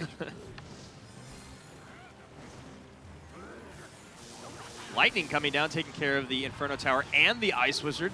So Loai and Baron playing very, very well in this first game despite the early issue that Loai experienced. That Dark Goblin pulling up a chair, hanging out for a while, does finally get taken down by the log, but already did its job. 620 on the tower on the left. We are within spell cycle range, so you can imagine that they are going to focus on defense solely, Misfits, and then go in for the kill in a moment. Miner gets that hit in, just needs a lightning to come down. Now would be a good time. Waiting on that lightning. Waiting on Elixir. Got to play some defense here for a moment. 7:09, There and we there are. you go. Misfits takes it. So despite the issues, you can see Loai very stressed out, but getting back in the game was the right move. Pays off in the end. Game 2 coming up next. Let's continue along. Morton and OP Sam up against Baron and Loai. Baron and Loai taking that first game very, very important. It feels like Misfits has to take this set in order to contend throughout the rest of this match. Now, it's not to say that they don't have a good roster. It's not to say that they can't take it in King of the Hill. You saw what Trainer Chris did. It just feels like they have to take the 2v2 set if they want to beat SK today. Well, SK played very well earlier, but as you said before, they're a little concerned about having to prepare 2 matches. And don't forget that Misfits now has 2 guys who've shown capable of sweeping King of the Hill in both Trainer Chris and Wings. Yeah. Early Graveyard coming down for Misfits, not getting really any damage in. Very well defended by the guards and the Lumberjack. And that's a very healthy Lumberjack getting across. Musketeer does take him out before any true damage is done, and currently Misfits playing clean. Yeah, that Musketeer was filled with all the value, and a missed snowball on the Ice Wizard. Would have been nice to get that little bit of chip damage, but, you know, pretty inconsequential. So cycling the log, you can see Misfits nearly up at full elixir, and now we have 4 baby dragons on the board. And 2 of them just got hit by that lightning. A big time value lightning from SK. And Misfits drops the giant skeleton to pick up the aggro from that last baby dragon, keeping it off tower. And you see this time the log able to hit the Dark Goblin and the Princess Tower. Very nicely played by SK. Poison on defense, cleaned up the graveyard fairly well. We are entering into double elixir time, and this time pretty even. Misfits, though, playing some of the best 2v2 we've seen from them yet this season. Yeah, they seem to be kind of clicking on all the levels right now. Communication-wise, the defense has been out of this world. They've been putting together offensive pushes without over-committing, which is really, really important. You see a freeze coming down for Misfits as I was speaking. Ooh, that was a really nice freeze. Got the Lumberjack and the giant skeleton, and that is a huge, huge chunk of damage for Misfits. About 1,000 HP, 1,100 HP taken down in that one exchange. Great, great job.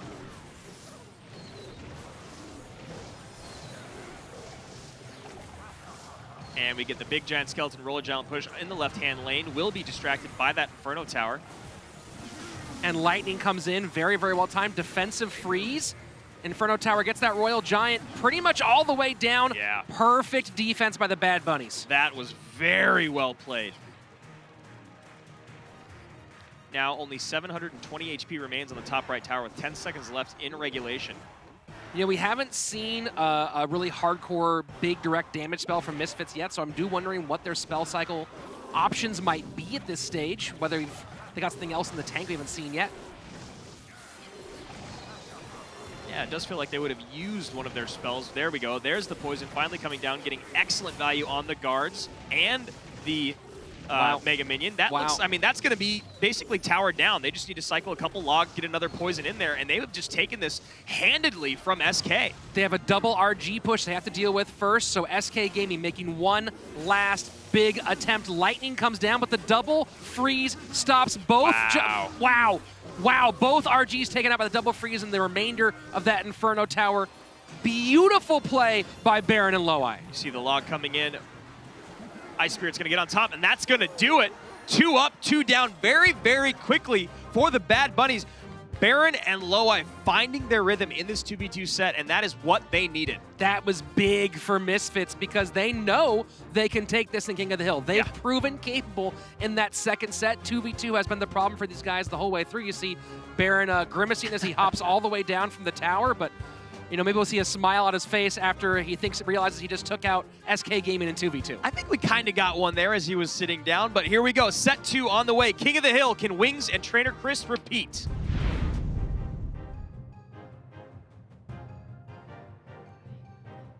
So looking to do it one more time. Trainer Chris leading off for Misfits. Across from him, the mad scientist himself, the German OP Sam. Yeah, despite having that awesome King of the Hill sweep over Dignitas, taking out Oxlet, Eddie, and Frost, they still fell trying to find their second victory here at CRL. They've had some trouble in the 1v1 set, but hopefully have a chance here to change things around after taking that 2v2. Speaking of having trouble in head-to-head play, OP Sam has not yet found his rhythm. I was speaking with him the other day, and he was definitely frustrated with his performance thus far in head-to-head play. Last season, he was 6-1 in sets and 7-2 in games in King of the Hill. 6-1 in 1v1 sets, and so far this season, he's been doing very well in the 2v2 set, but he has yet to find a head-to-head victory. Well, I mean, I think that maybe someone like Sam has been affected by the lack of bans more than any other player because he's known for playing off-meta decks and really constructing decks that work around specific bans. And so moving away from that, it kind of forces him to play more directly within the meta and away from that creativity that makes him so difficult to play against. Exactly, and not being able to do that, we are seeing him play things that, as odd as it is, it's not comfortable for him, whereas it might be comfortable for everyone else out there, even casual players. So might get a connection here. Almost just very, very last second defense holds up for Trainer Chris. So looking like Goblin Giant Sparky up against Bridge Spam. So is the broken deck, as it's been called today, going to break SK? Yeah, I'm very, very curious to see if Misfits is going to turn around and throw it in their face after Sergio had such great success with it earlier on in this match day. And just in general, I want to see if anyone can really beat this Gob Giant Sparky deck. I mean, it's taken its losses just few and far between this season. So far, if you count today, only 5 losses. Up to 11 wins. And you see that Bandit being played farther back so that it dashes on top of the Hunter after the Hunter shoots the Battle Ram. Very, very nice set of interactions there by Trainer Chris. Pekka played up high to stop that Sparky shot from taking out the E-Wiz. And now, like the very nice, the snowball comes in to fix the problem, but you got the minions behind the E-Wiz to save it, but perfectly defended by Trainer Chris on the left-hand side. Yeah, and you see the right-hand side, Chris playing a late but efficient defense, taking out that entire Bandit and Battle Ram push. Very well played E-Wiz by Sam, able to take both lanes. But now E-Wiz out of cycle, so have to find some other way to deal with the Sparky or get back to that E-Wiz one more time. Sparky all by itself in the left-hand lane and a gigantic push coming on the right from OP Sam. However, Trainer Chris playing the defense very well, does get a Battle Ram connection. Big connection, and Zap should reset the Sparky. You know, E-Wiz back in cycle. Excellent. Trainer Chris resetting with another Sparky in the back. I can imagine he'll probably just eat this shot from the Dark Prince. And he does, but probably eating more damage than he thought with the E-Wiz behind, down to under 816 HP. And you see again, OP Sam recreating the exact same exchange with a high Bandit behind the Battle Ram, demanding more out of Trainer Chris' defense than he probably would have liked. But this is what we saw when Sergio Ramos played this the opposite direction, is now that we're in double elixir, able to get the Goblin Giant down in front of the Sparky. Oh, and that Pekka coming in real late is going to be too high. That Gob Giant will take out that tower. There we go. And with the Lightning down to 417, suddenly everything going Trainer Chris's way. We're in sudden death overtime. Last second Desperation Bandit does save the tower, but now it's Sam in a lot of trouble. Yeah, just a couple snowballs and a Lightning away from another head-to-head loss for Sam, which would put him at 0-4 in head-to-head play. He has to find some way to keep that Goblin Giant off the tower. He does not. One No stab way. gets through, 271. He knows that was not the way to go. Lightning will be in any second here. Yeah, he could not believe it there. You saw him throw his head up, going, come on, give me a break. Lightning going to come in very soon. You see him trying to block. Trainer Chris doing the intelligent thing and just holding off. And there you go. Trainer Chris takes out OP Sam. Now he's at 4 in a row in King of the Hill. Yeah, Trainer Chris playing out of his mind. Oxlet, Eddie, Frost, and now OP Sam. Coming up next will be Sergio Ramos, but Sergio Ramos has now moved his King of the Hill record to 5-2 after that big sweep over Energy. Sam has got to be frustrated, but that's what that Goblin Giant Sparky deck does. You get ahead, you think you've got it, and then it turns the tables on you and pulls the rug out from under your feet. Coming up next, Sergio Ramos. We already seen one great King of the Hill sweep today. Can he do it twice? Remember, he really only needs one win in this situation, or maybe 2 to make up for being behind. OP Sam still really looking to find that first win, but as we saw with Sergio Ramos, once he got that first win, he started rolling downhill and just picking up wins 2 through 5 like that. I love that Trainer Chris just pulled out the Blinking Inferno Tower emote, which, you know, some say is the worst emote, but maybe that makes it the best. Yeah. Not a big fan of that one. It might, honestly, I think that if you're going to BM, that might be the best BM emote possible because it's so simplistic. Yeah, that and the minor. I mean, I remember B-Rad talking very early on in the season about how it's his favorite emote, even though it's not that exciting, but it is a minor, and I'm in the same boat. I love the minor. So Lava Hound coming out early for Sergio, and Trainer Chris going back to the well that was working. He had plenty of success before. So we'll see what, you know, a few options here for Sergio Ramos. Does have the guards. Yeah, I think that's the second time we've seen Trainer Chris play that deck, and he's been perfect with it. This deck, excuse me. And just opting to just sacrifice both towers left for and Trainer Chris, right for, see, but this is the danger of that clone. Whoa, Lava clone, can you stop it? And even if he does stop it, that is a ton of damage coming in on both sides, honestly. That Sparky's still alive. You know, if Trainer Chris had been able to save that Sparky, that might have been a big difference, but Sergio Ramos looks like he's gonna take this one. The all-out goes to Sergio Ramos. 3 crown, 3 down. Sergio gets one back for SK. 1 minute and 53 seconds was all that it took right there to end that game.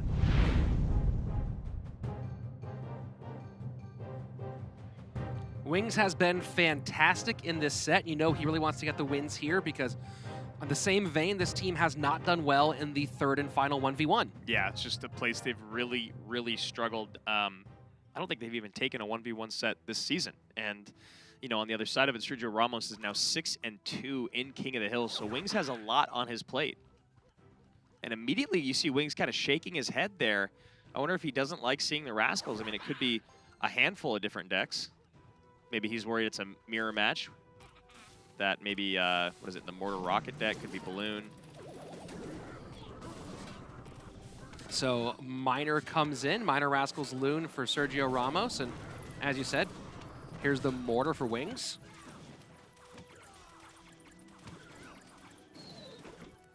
Nice defense. We'll get some death damage, though.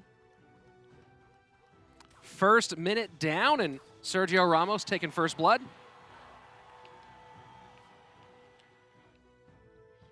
Both guys just taking their time now. Do not want to be the first one to blink and make a big mistake, open up the whole run for your opponent. So now Sergio knows that Wings has Rocket in his deck, which is an excellent counter to the Balloon. So he has to make sure he pads every single one of his Balloon pushes with the tank up front. He knows that a naked Balloon or just a Balloon Miner will not do the trick for him. And in the same vein, Wings knows there's an Inferno Tower in there, so that makes it a little interesting for timing, assuming that this is the Royal Hogs deck.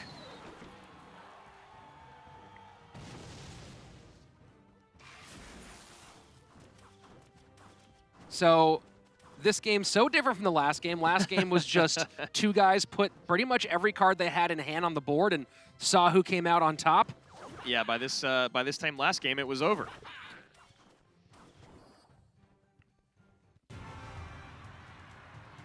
So now double elixir time. We'll see who picks up the pace first. And here we go.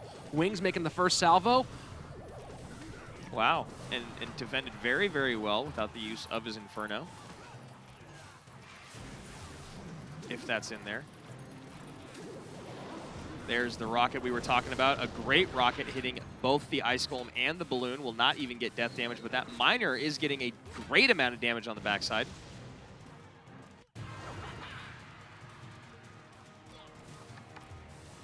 So here we go, final 30 seconds of regulation. Another Balloon. Wings just trying to keep the pressure on and goes right to the archers. Oh, I was going to say, that Mortar did not pull the Balloon. He could have still assisted with the Snowball had it not. But a very well-placed Mortar. Not going to get there. Death damage comes in, though. Yep, and we'll clean up. There's the Inferno Tower finally coming down for Sergio Ramos. Yeah, there was no other really great option there, and Sergio Ramos now, you realize he's going to need a little bit more to get breakthrough into the next level. So Sergio in a bit of a damage lead, but nothing crazy. Wings having a very hard time breaking through, getting that Mortar on tower, since he has to save the Mortar for Balloon defense for the most part, and then with his Royal Hogs. Ooh, look at that Snowball to pick up the bats that Wings just threw. Very, very nice play, getting those off the board early. Yep, and that Mortar should... Yep, just distracts long enough to not have to worry about the Balloon. So Wings continuing to go single lane with his attack. Oh, and look at that. Hogs on the tower, Snowball right behind to assist with the bats, and that is a ton of damage coming in, and Wings has full elixir to defend this Balloon push. Yeah, Mortar's up high. Snowball comes in to try to help with some of that offense, and the Miner does a good amount of damage in the left-hand lane, but at the moment, Wings in a decent position. Yeah, and you see Wings has already decided that Mortar will basically never get a lock. It's just all about the defense.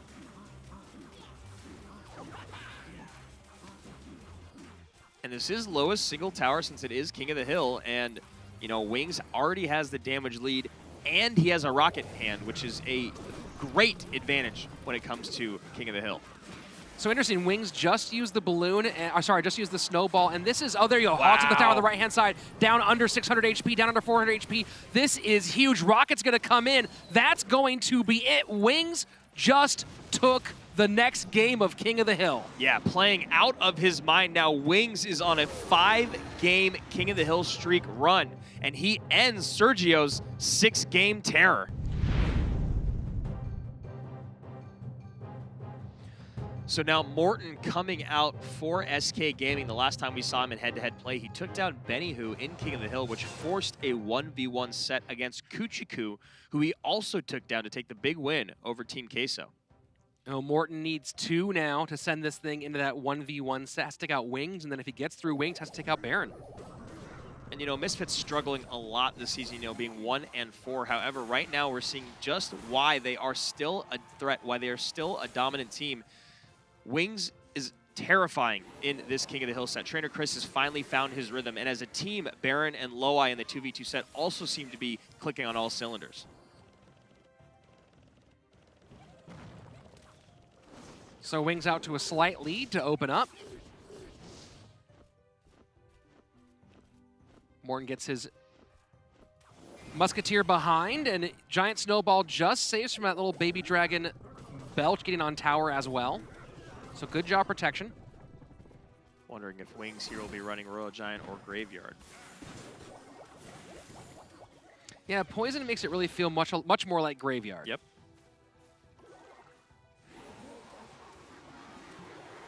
Get one Frost Bolt. And it is Royal Giant from Morton. RG Furnace with Musketeer. Dark Prince coming down. Wings gonna try to, yep, there's the Tombstone. I was gonna say try to cycle back around to it.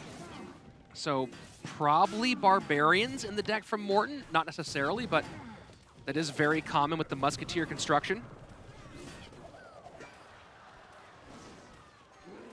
Baby Dragon will allow one Mega Minion swing in.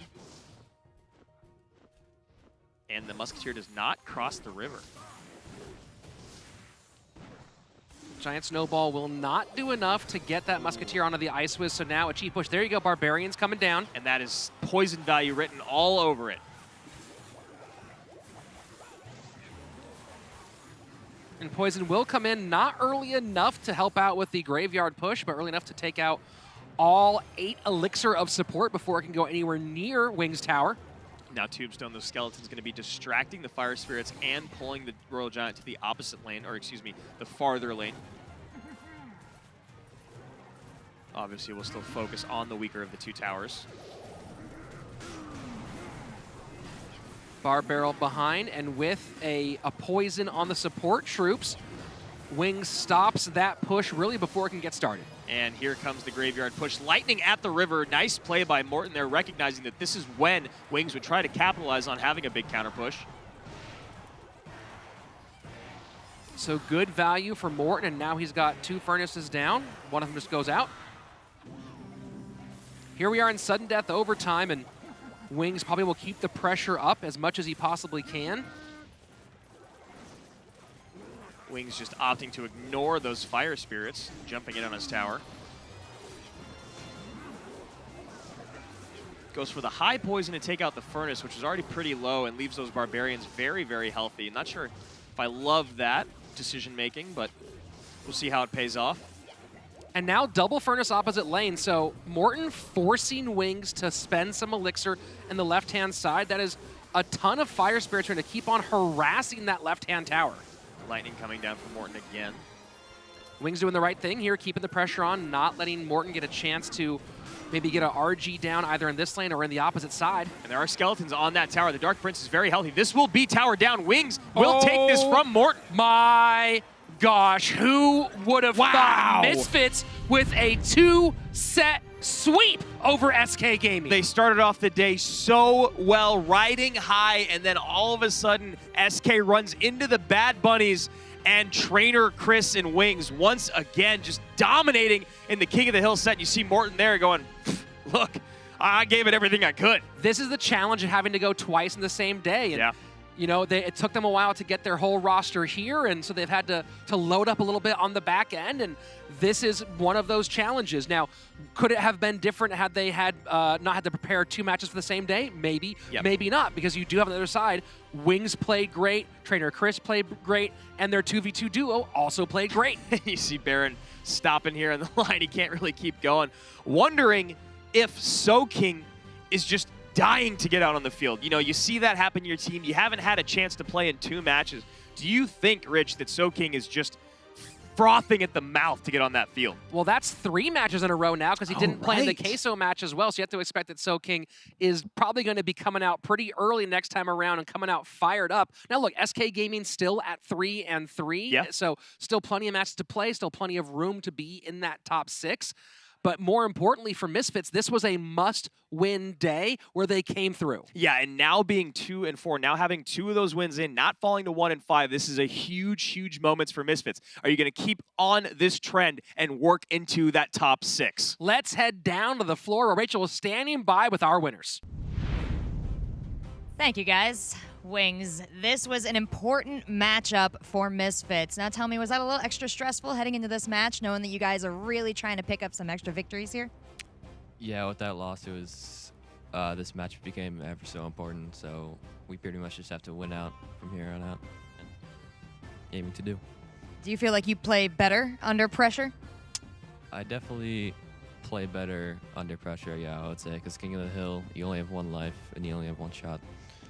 And you made everything with that shot. They put you in against Sergio Ramos, a huge player in the game, and you came out victorious. Now, part of that was, and listening to the casters, a Rocket against the Balloon matchup. You feel like the Rocket's favored there. Tell me a little bit about it.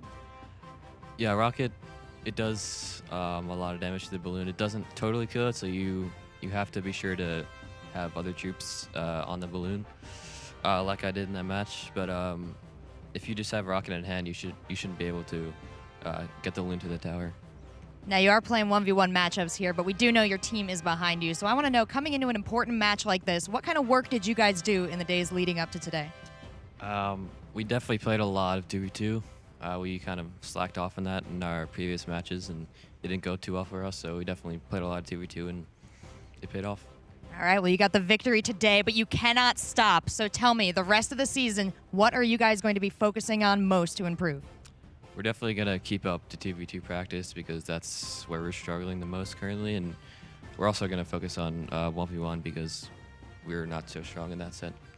Well, if you cover 2v2 and 1v1, that should be everything in the tournament. So I'm confident in you guys moving forward. I'm glad to hear you're confident as well. Let's send it up to the casters now to break down that match. Well, it seems like Wings has been paying attention because he nailed what King of the Hill is. It's one life, one opportunity. Well put, young man. We're going to have to pay Eminem at the end of this broadcast for copyright. A big win for Misfits. That takes them out of last place, but you know who is in last place now? Energy. And they have to come back out again, and not just come back out again, come back out after a demoralizing loss and against a team that also needs to get back in the win column, but still has been playing really well this season. Immortals coming up next against Energy.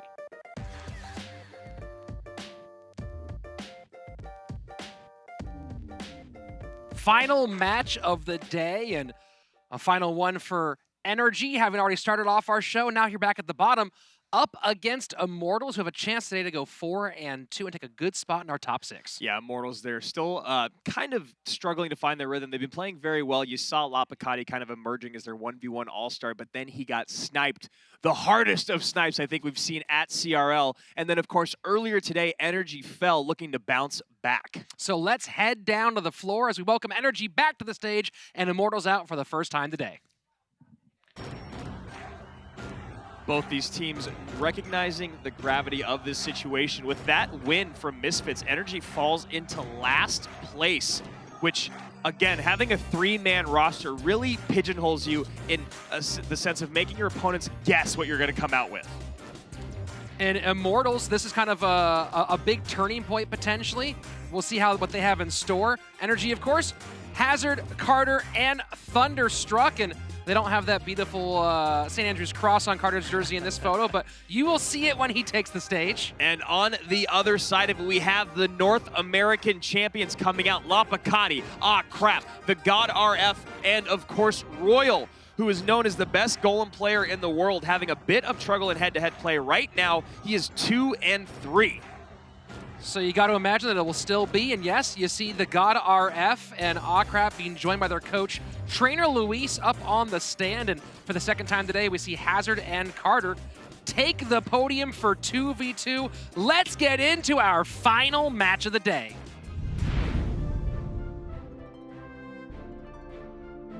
Carter and Hazard coming back out for the second time today, going up against Akrap and the God RF. Energy on a 3-match losing streak. The last time they found success was in their second match against Dignitas.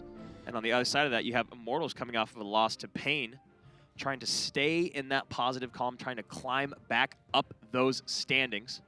Both teams coming off some rough 2v2 losses, but very different the way these two, right? Hazard and Carter are coming off of 2 heartbreakers where just things started going wrong, matches that maybe they should have won, and or at least 2v2 sets they should have won.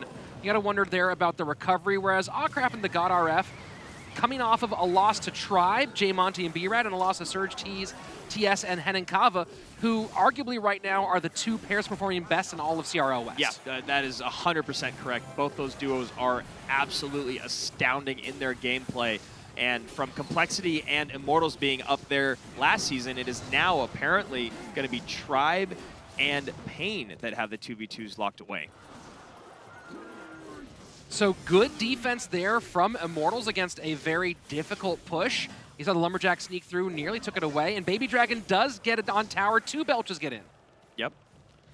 So Immortals taking the damage lead as well as getting their King Tower activated by that Lumberjack. Reaching the midway point of regulation time, and at the moment, Immortals out a little bit ahead, but the big advantage, of course, being that King Tower activation, although in 2v2, considering that very few troops are direct tower damage if you're not playing, or getting directly on tower if you're not playing the miner, doesn't seem to have quite the same impact you would think with those double cannons. Yeah, and especially with, you know, at the bottom here, seeing Energy not running Graveyard also. Those are the two big things, miners and graveyards, of course, that the King Tower activation is a substantial difference. Not going to be as big here of a factor. Ooh, and a nice activation for Energy as well.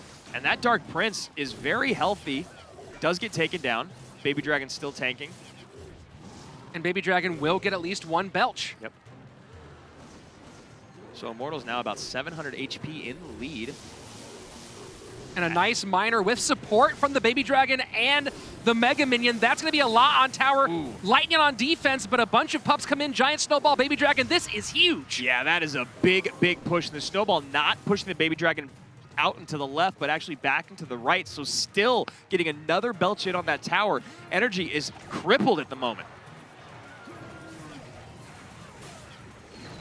Great play by the Inferno Dragon Guards combination to get rid of all the danger.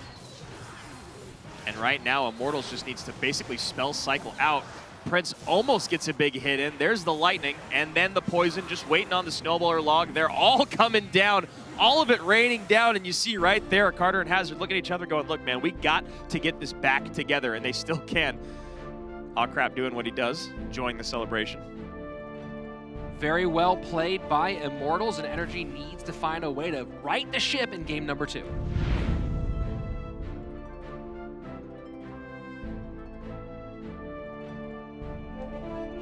So you can see a little frustrated here is Carter. They really have had a rough go of it the last few matches out. Aw Crap and the God RF, even when things do go poorly, they seem to be pretty even keeled, and right now feeling good in the lead.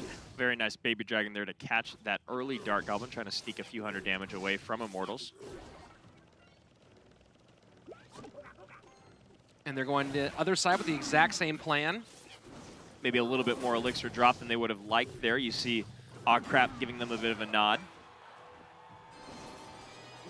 And first graveyard push. Energy trying to capitalize on that moment, but poison in cycle. Yeah, poison comes down for the red team, and that will be a pretty ineffective graveyard, to say the least. And now a Baby Dragon and Lava Hound come down the lane. Lava pops, and one pup does get on tower and putting down a not insignificant amount of damage, down to under 2,300. Yeah, very, very well played there with that Lava Pup. Go on there, little fella, get your hits in. First minute away, Immortals still behind by a little bit. Energy has gotten 22-49 off that first graveyard push. Miner into the safe spot, picked up well by that Dark Prince.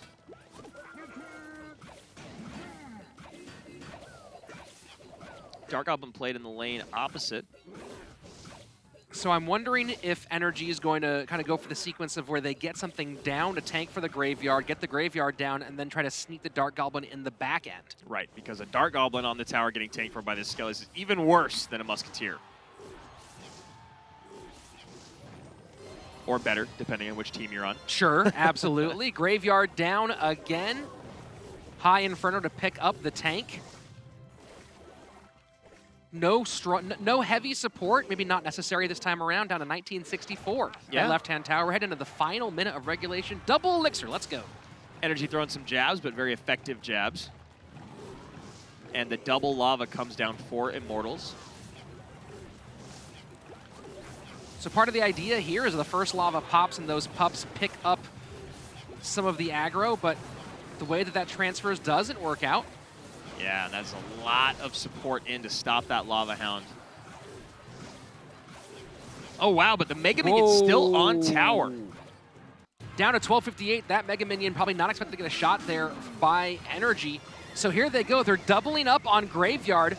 Expect maybe a freeze to come in here. There it goes. There's the freeze. We see a snowball and a log coming down to clean up all those skeletons immediately. Not even needing the poison is Immortals, and you see there Carter giving a little bit of love. That was 14 elixir spent to accomplish almost nothing, so gotta respect the play. Nice job picking up the giant skeleton, not letting it sneak through with that defensive miner. So here we go. Something to tank beforehand. There we are. The Dark Prince, Graveyard. Maybe get one more to come down. And nice NATO to pull that together for the splash damage. Yeah, easy way to clean up those Dark Goblins. Very, very efficient defense. You know, Dark Goblins cost 3, Tornado costs 3, so that's a positive trade there. It's 6 for 3. And now one more freeze. Poison comes in. Great poison value for Energy. Basically evening this game up, still a little bit behind. Miner goes in. NATO cleaning things up. Thought you might see a lightning there, but doesn't come in at that moment. Yeah, Immortals opting to play a little bit more conservatively. I was expecting the lightning as well. And happy to eat that damage on the right-hand tower. That's not even in play at the moment. And a straight naked Graveyard in on the tower. You see guards and the poison coming down. Going to mitigate most all that damage. Energy might want that elixir back on defense.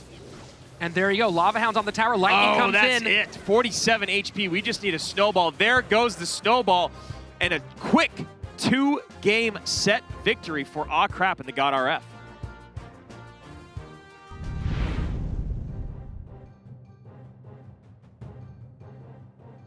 So opening up for Energy is going to be Carter, and you have to hope that they've found a way to just get mentally refocused and prepare for this King of the Hill set. Yeah, you know, and a big part of that is coaching, Rich. You got to see what the coaches are doing in between these two sets to kind of pump up and motivate their teams or keep them focused, staying in the zone. So right now, Carter coming out against the God RF. The God RF is 5-3 in King of the Hill. Carter 2-5 on the other side of it. So you know who's coming out for Energy? Of course, Carter, Hazard, and Thunderstruck. That is also the order in which they will play. RF leading off for Immortals, Royal in the middle, and Lapo in anchor if necessary. Looks like we getting a little more of that Sparky love today, Rich. Well, you know, if you need a boost, why not go with the deck that is leading CRL overall in win rate? Oh. Goblin Giant Sparky. Wow. Not sure if anyone really expected that hit to happen right there. But RF is probably pretty happy about it. So Goblin Giant does get down in front of that Sparky and a nice surround with the Goblins. Yeah, and I'm not sure if that Mega Minion was meant to get in front of the Goblin Giant to distract the Inferno Tower, but regardless of what the attempt was, a push that was completely stopped by the God RF. So it's a battle of basically the two top decks. You have the #1 leading archetype in Goblin Giant Sparky, and what was leading archetype in Minor Control, still healthily above 55%, and this is that Prince Spear Gob's deck, which currently I think at 11-4 overall on the season. Bats here going to require that snowball to come down. We'll need to see, looks like the Prince for the God RF. All their defensive responses being played that also create a counter push.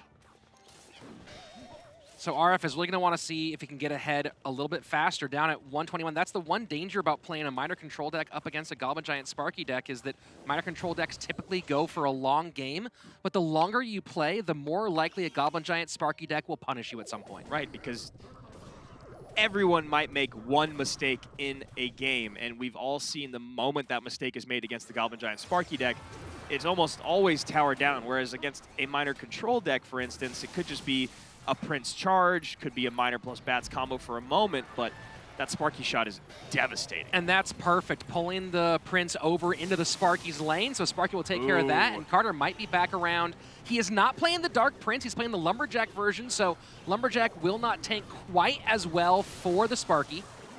Ooh, but doing a great job right now, keeping that Sparky alive and raged up. Snowball comes in. Sparky still has 100% HP, now only taking one spear shot. A Rage will take out that Miner, will take out these Spear Goblins, and wow, RF is in the corner. Carter looking to get a shot off, does not, so the wow. God RF comes out of that perfectly clean. You see the big breath on the right-hand side. Yeah, you even see him kind of lean over. I don't think he took a breath for a minute there.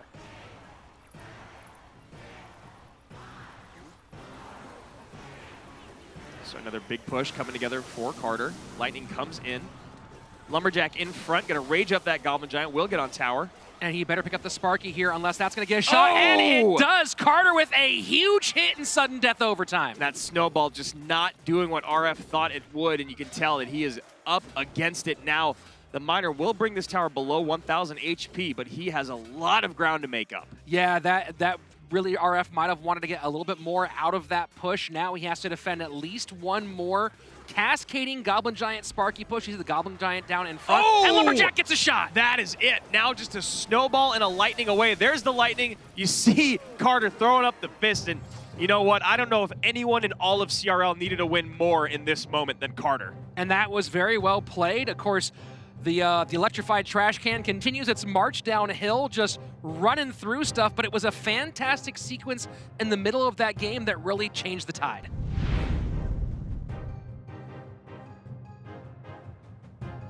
And as you said, mid-game was when things started to change for RF and Carter, and that was when you saw RF really play a drowning defense that he kind of got away with, and Carter just kept up the pressure for the rest of the match, and RF just could not keep up with him. So now Royal comes out, who has had varied success, 2 and 3 in head-to-head play, all King of the Hill. Royal so far has played some Goblin Giant Sparky himself, a little bit of Golem, no surprises there. Ram Rider and Royal Hogs. See Carter opening with a bar barrel and snowball, Royal with a snowball of his own. A lot has been asked of Carter so far with the understaffed squad. Can he deliver one more time? And looks like he's up against Goblin Giant Sparky this time. Yeah. There we go. Lumberjack and guards coming down. Hunter in the opposite lane. So I'm wondering if Royal just hit copy on Carter's deck, going with the Lumberjack version as well. And we saw earlier a deck with bridge spam, some of the same cards in there, not the Ram Rider, we had the Battle Ram in there. If the P.E.K.K.A's also in this deck, kind of fall to that Goblin Giant Sparky deck. So both guys slowing down. Royal content to watch and see what's coming next.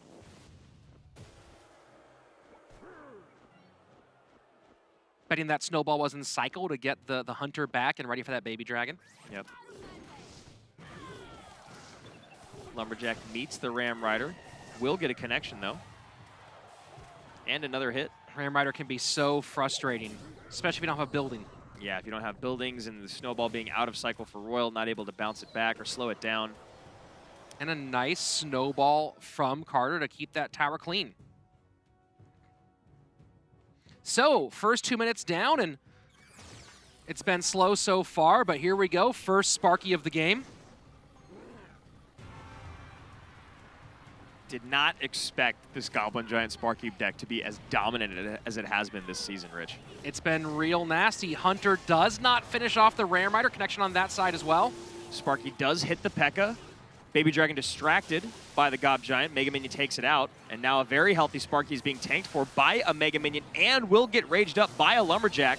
Lumberjack gets through, but the guards don't make it around in time. Very well played between the Lightning and the Bandit dash. Still going to get a few stabs in from these guards, but nice defense from Carter. Yeah, Carter played really good defense, but again, he has to keep up that defense. It's so hard to keep doing that over and over again against Sparky. And look at that little order of operations to take out the Hunter, although not getting the Ram Rider tower this time. And now Royal just going to be fine with that Baby Dragon left-hand lane, going in hard on the right-hand side, and he has a lot more on the board, plus a little bit, plus equal elixir. Bandit should dash just, a little too early. Will get taken out by the Sparky. Sparky will get a shot in. Oh my gosh, Sparky gets down and another healthy one on the way, and that Ram Rider did not get through for Carter. And you see Carter going, what just happened there? I mean, he thought he had it. He thought he played adequate defense, but that Sparky was just too healthy. And there we go, perfect lightning value, and the stab does not reach the tower. Wow. 30 seconds into sudden death overtime, and Carter with a good chance to add to his damage. Ram Rider does connect this time. And Baby Dragon right-hand lane, so now Carter making things interesting. Sparky switching lanes now. Going to the weaker side tower. Carter happy to switch as well. He just wants to stay as far away as he can from that Sparky. And here we go, splitting lanes. Oh, that Raged up Goblin Giant right on the tower. Nothing there to meet the Sparky. Pick your poison. Which one you gonna go to? I'm sorry, neither is going to be enough. And Royal just took advantage of a massive, massive Elixir lead there. And that's the value of being able to know how to mix up the way you play offense. Yeah. Varying how you play Sparky, the order you play Sparky and Goblin Giant. And, you know, he gone the same way for a while. It stopped working. Split lanes, split Carter, and it paid off. Yeah, the first time he sent the Sparky down the left-hand lane, and that was all it took. Now Hazard coming up, going against Royal.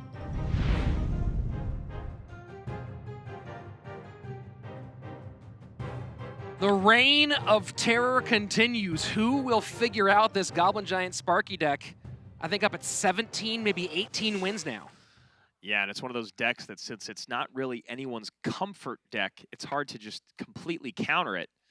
But now with its popularity just shooting through the roof, we're going to probably see a lot more answers to that Goblin Giant Sparky deck. Looks like Royal could be running it again, might be running a Golem deck. Lumberjack picks up the Miner. Skeletons inside.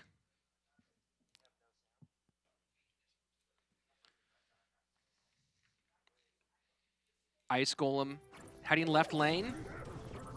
Raged up Bat, doesn't quite get there. Making a run for it. MVP Bat, though, taking out that Ice Golem.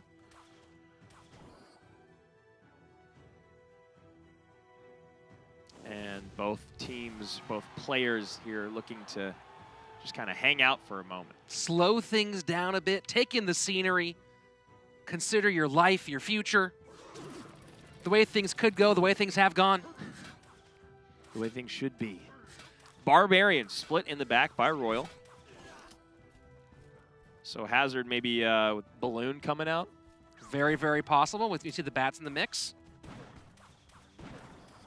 Yeah, Lumberjack, Muskie, Bats, Barbarians.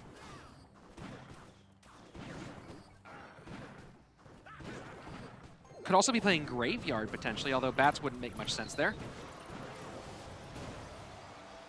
And Hazard taking it nice and slow as well. And there you go, Balloon.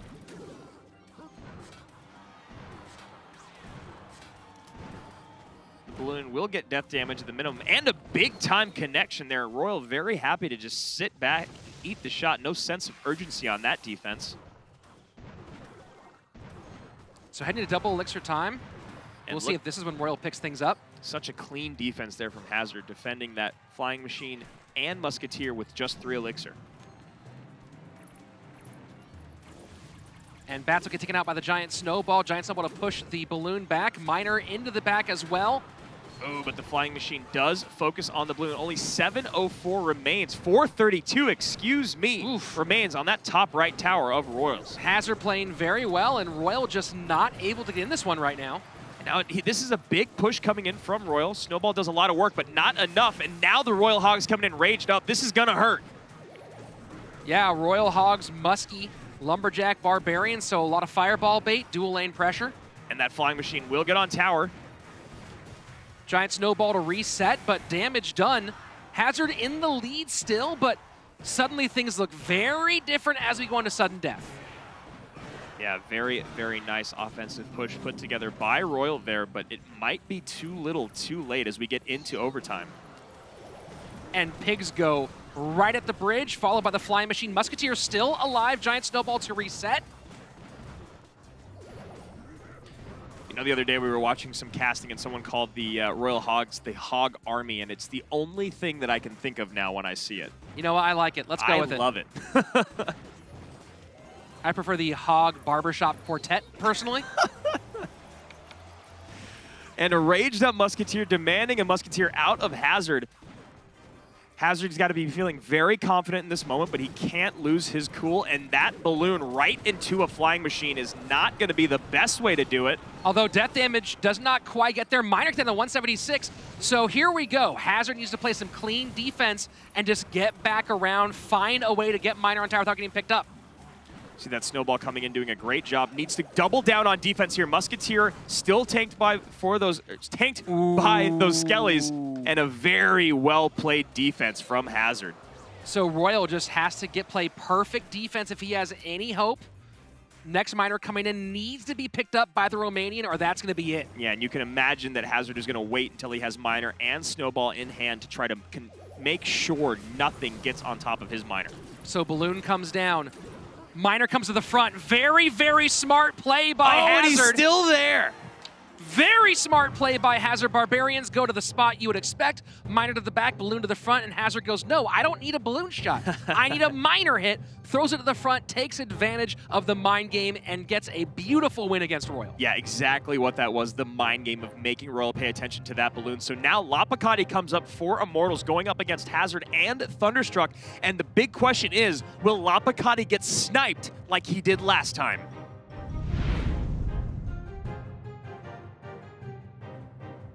You know, Andrew, with the intelligence of Trainer Luis, I can't imagine a snipe coming in here because I can't imagine Lapakati going Mortar in either game. Now, he has a tendency.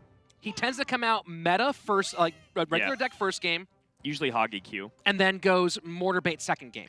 Now, so if we see Mortar Bait, it's going to have to be this first game. Yeah, or maybe we could see him running the Mortar Royal Hogs deck as opposed to just straight up Mortar Bait to keep his opponents on their toes, but we'll have to see. He has run that, or he has run Royal Hogs before, just has not run that particular construction with Mortar. Wondering if we're going to see Golem here.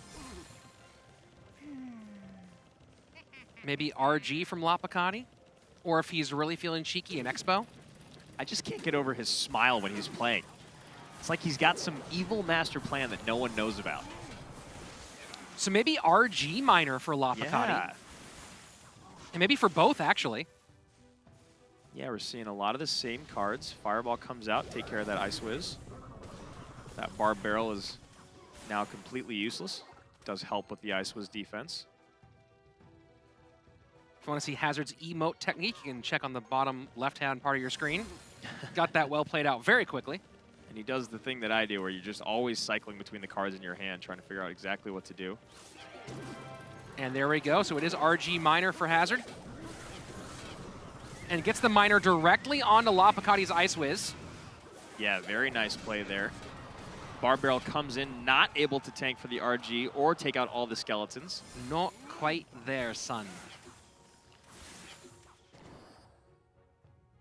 So Lapakati takes a nice big breath. He is ahead as we move into double elixir time, but behind on elixir. Hazard now trying to mount another big RG push as we get close to double elixir.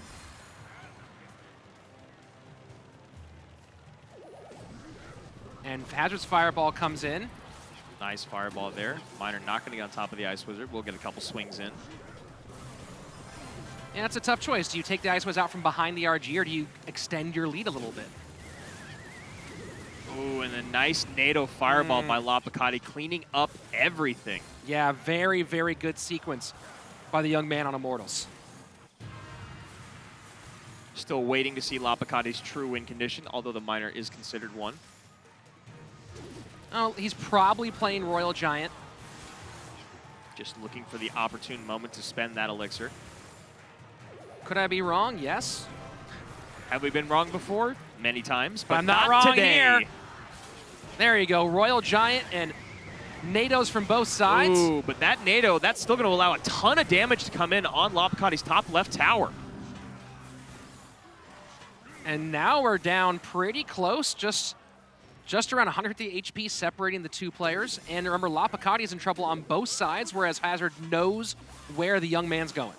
And now this is something that you do have to keep in mind if you are Immortals or Energy, the fact that Thunderstruck is the only person eligible to play in that 1v1 set.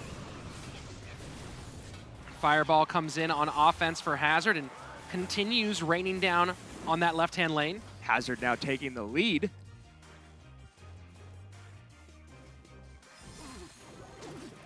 And let's see, does Lapakati go for... No, he goes to the back. So Lapakati... Oh! Ooh! That is a really, really great idea with that tornado, but more importantly, it's the miner on tower at the bottom.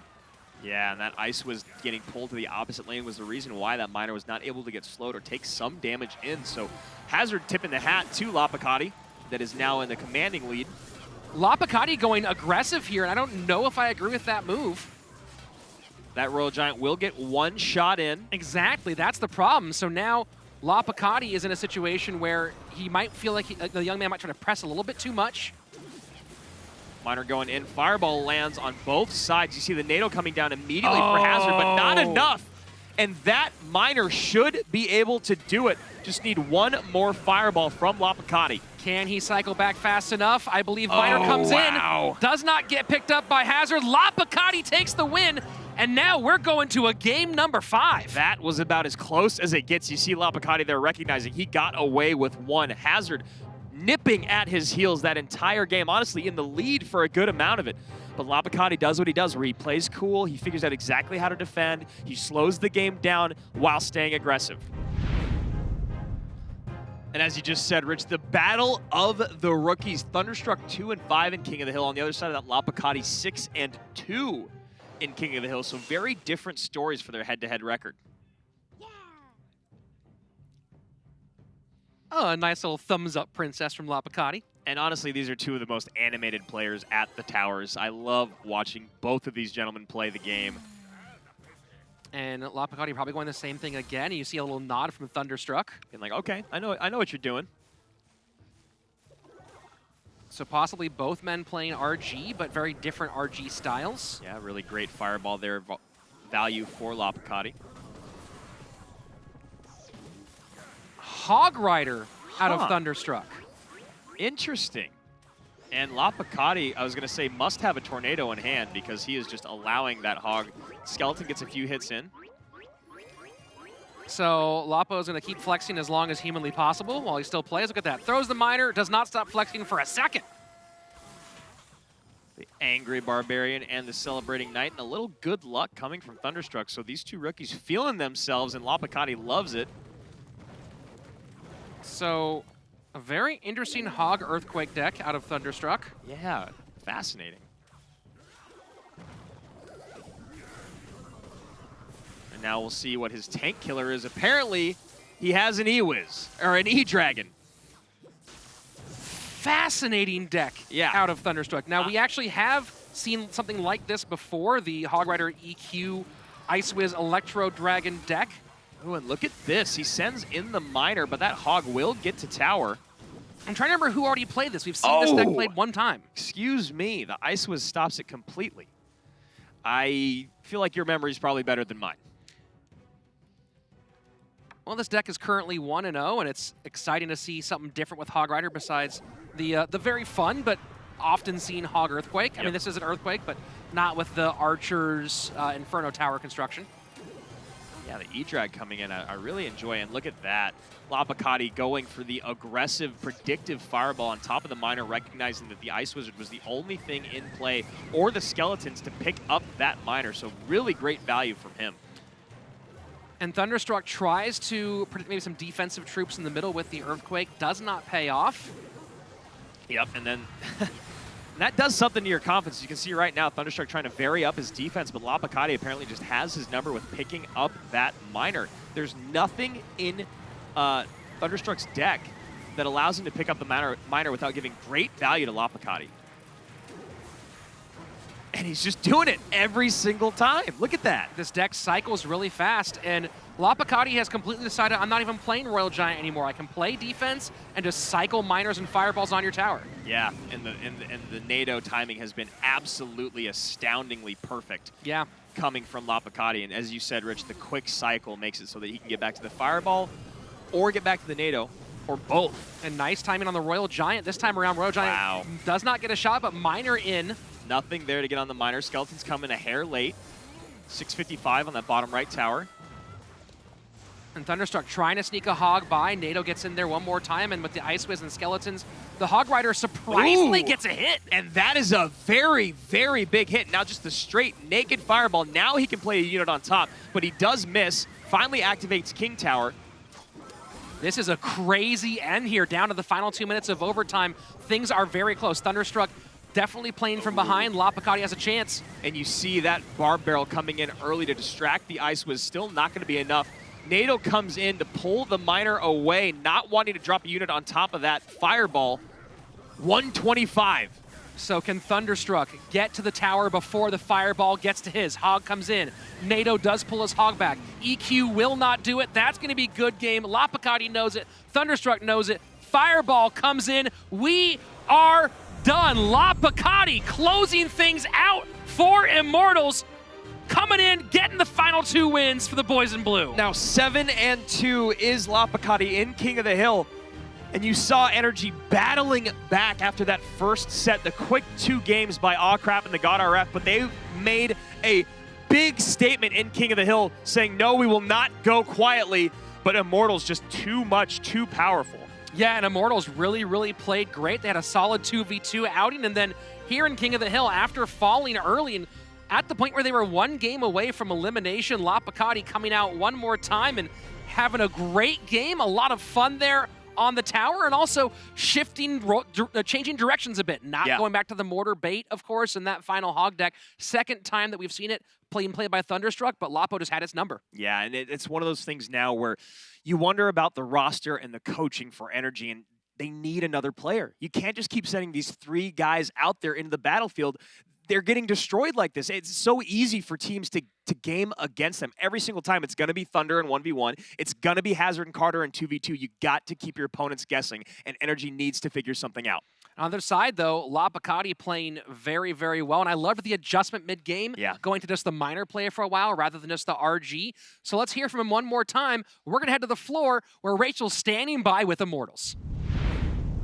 Thank you guys so much. We got a special treat this time. Both of the boys from the 2v2. We got Crap and the God RF. Now, you guys had an excellent cleanup, 2-0 in this matchup. Not been the case all season long. Tell me a little bit about what 2v2 has been like. Yeah, so we started off pretty hot, but then we had a 2-game lose streak, and we knew we had a 3-game lose streak. And we knew we had to change some things up, so that's what we did today, and we got the win. Well, tell me how this works between the 2 of you, because you guys are an established duo. There's no switching up here on Immortals. You're together. So what's the teamwork like?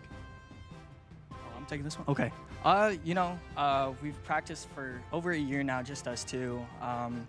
We really, at the beginning, it was kind of, we'd go into games, and someone would be talking a lot more than the other person.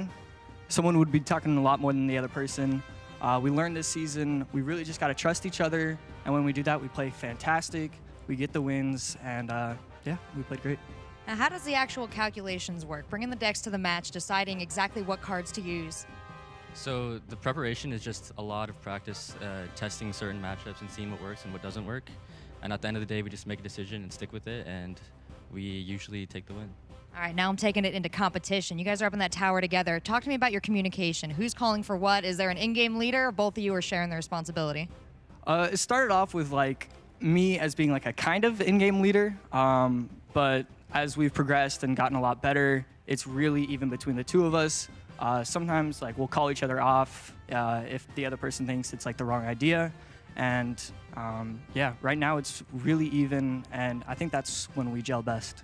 It sounds like you guys got great synergy here. My last question for you both, coming into a match like this, feeling the weight of the scores on your back, knowing that you have to move yourself ahead of these other teams, how do you use your position as the first match of the day to rally the King of the Hill and the 1v1 players? I think the main thing we do is stay calm and know that we've been in this situation before and we know what to do, and we just stick to our plan, and we just stay calm. Excellent. Staying calm, just like you did in this interview. Thank you guys for sticking with me. We're going to send it back to the casters now to wrap up the day of matches. Thanks a lot, Rachel. Great to see, of course, the fantastic attitude of Immortals. Awcrap and RF have been through this before. They've been through the bad times, they've been through the great times, and they know how to stay focused and pull off something like we saw today. Yeah, just an incredibly composed, mature, confident duo in Awcrap and the God RF. And there's so much to learn from them as well. As you just said, they've gone through a lot of rough times together, and they've bounced back. Let's take a look at our results for today's matches. It's been quite a journey starting off the beginning of the day with SK Gaming facing off against Energy. Yeah, SK swept Energy 2-0. Following that was the Complexity sweep over Team Liquid 2-0 as well. Misfits sweeping SK, a bit of a surprise there. And lastly, you just saw Immortals taking a 2-set victory over Energy. Energy 0 for 4 on the day. So a big win for Immortals, an important win for Immortals to stay in the hunt for that top 6.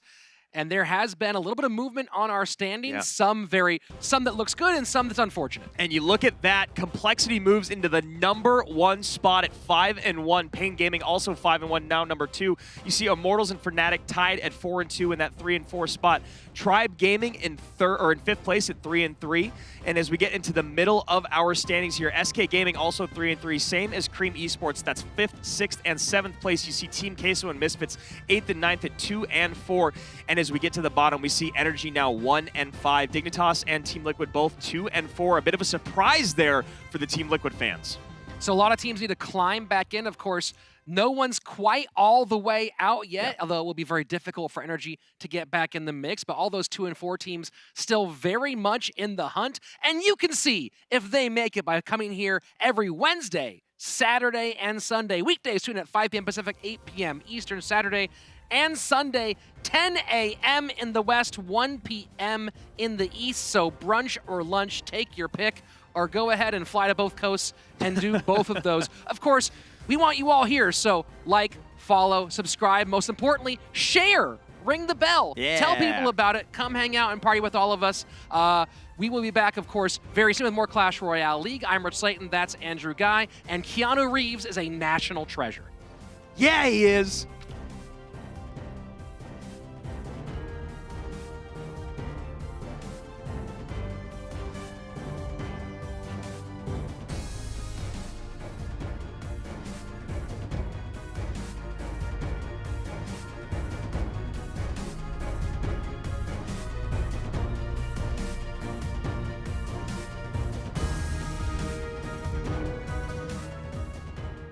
Welcome back, friends, to the Clash Royale League West stage, where we are going to be talking about one of the decks that has been tearing up our tournament. I've got Royal here from Team Immortals to help me break it down. So, Royal, what goes into a Sparky deck? So the main 6 cards are Sparky, Goblin Giant, Lightning, Snowball, Mega Minion, and Hunter.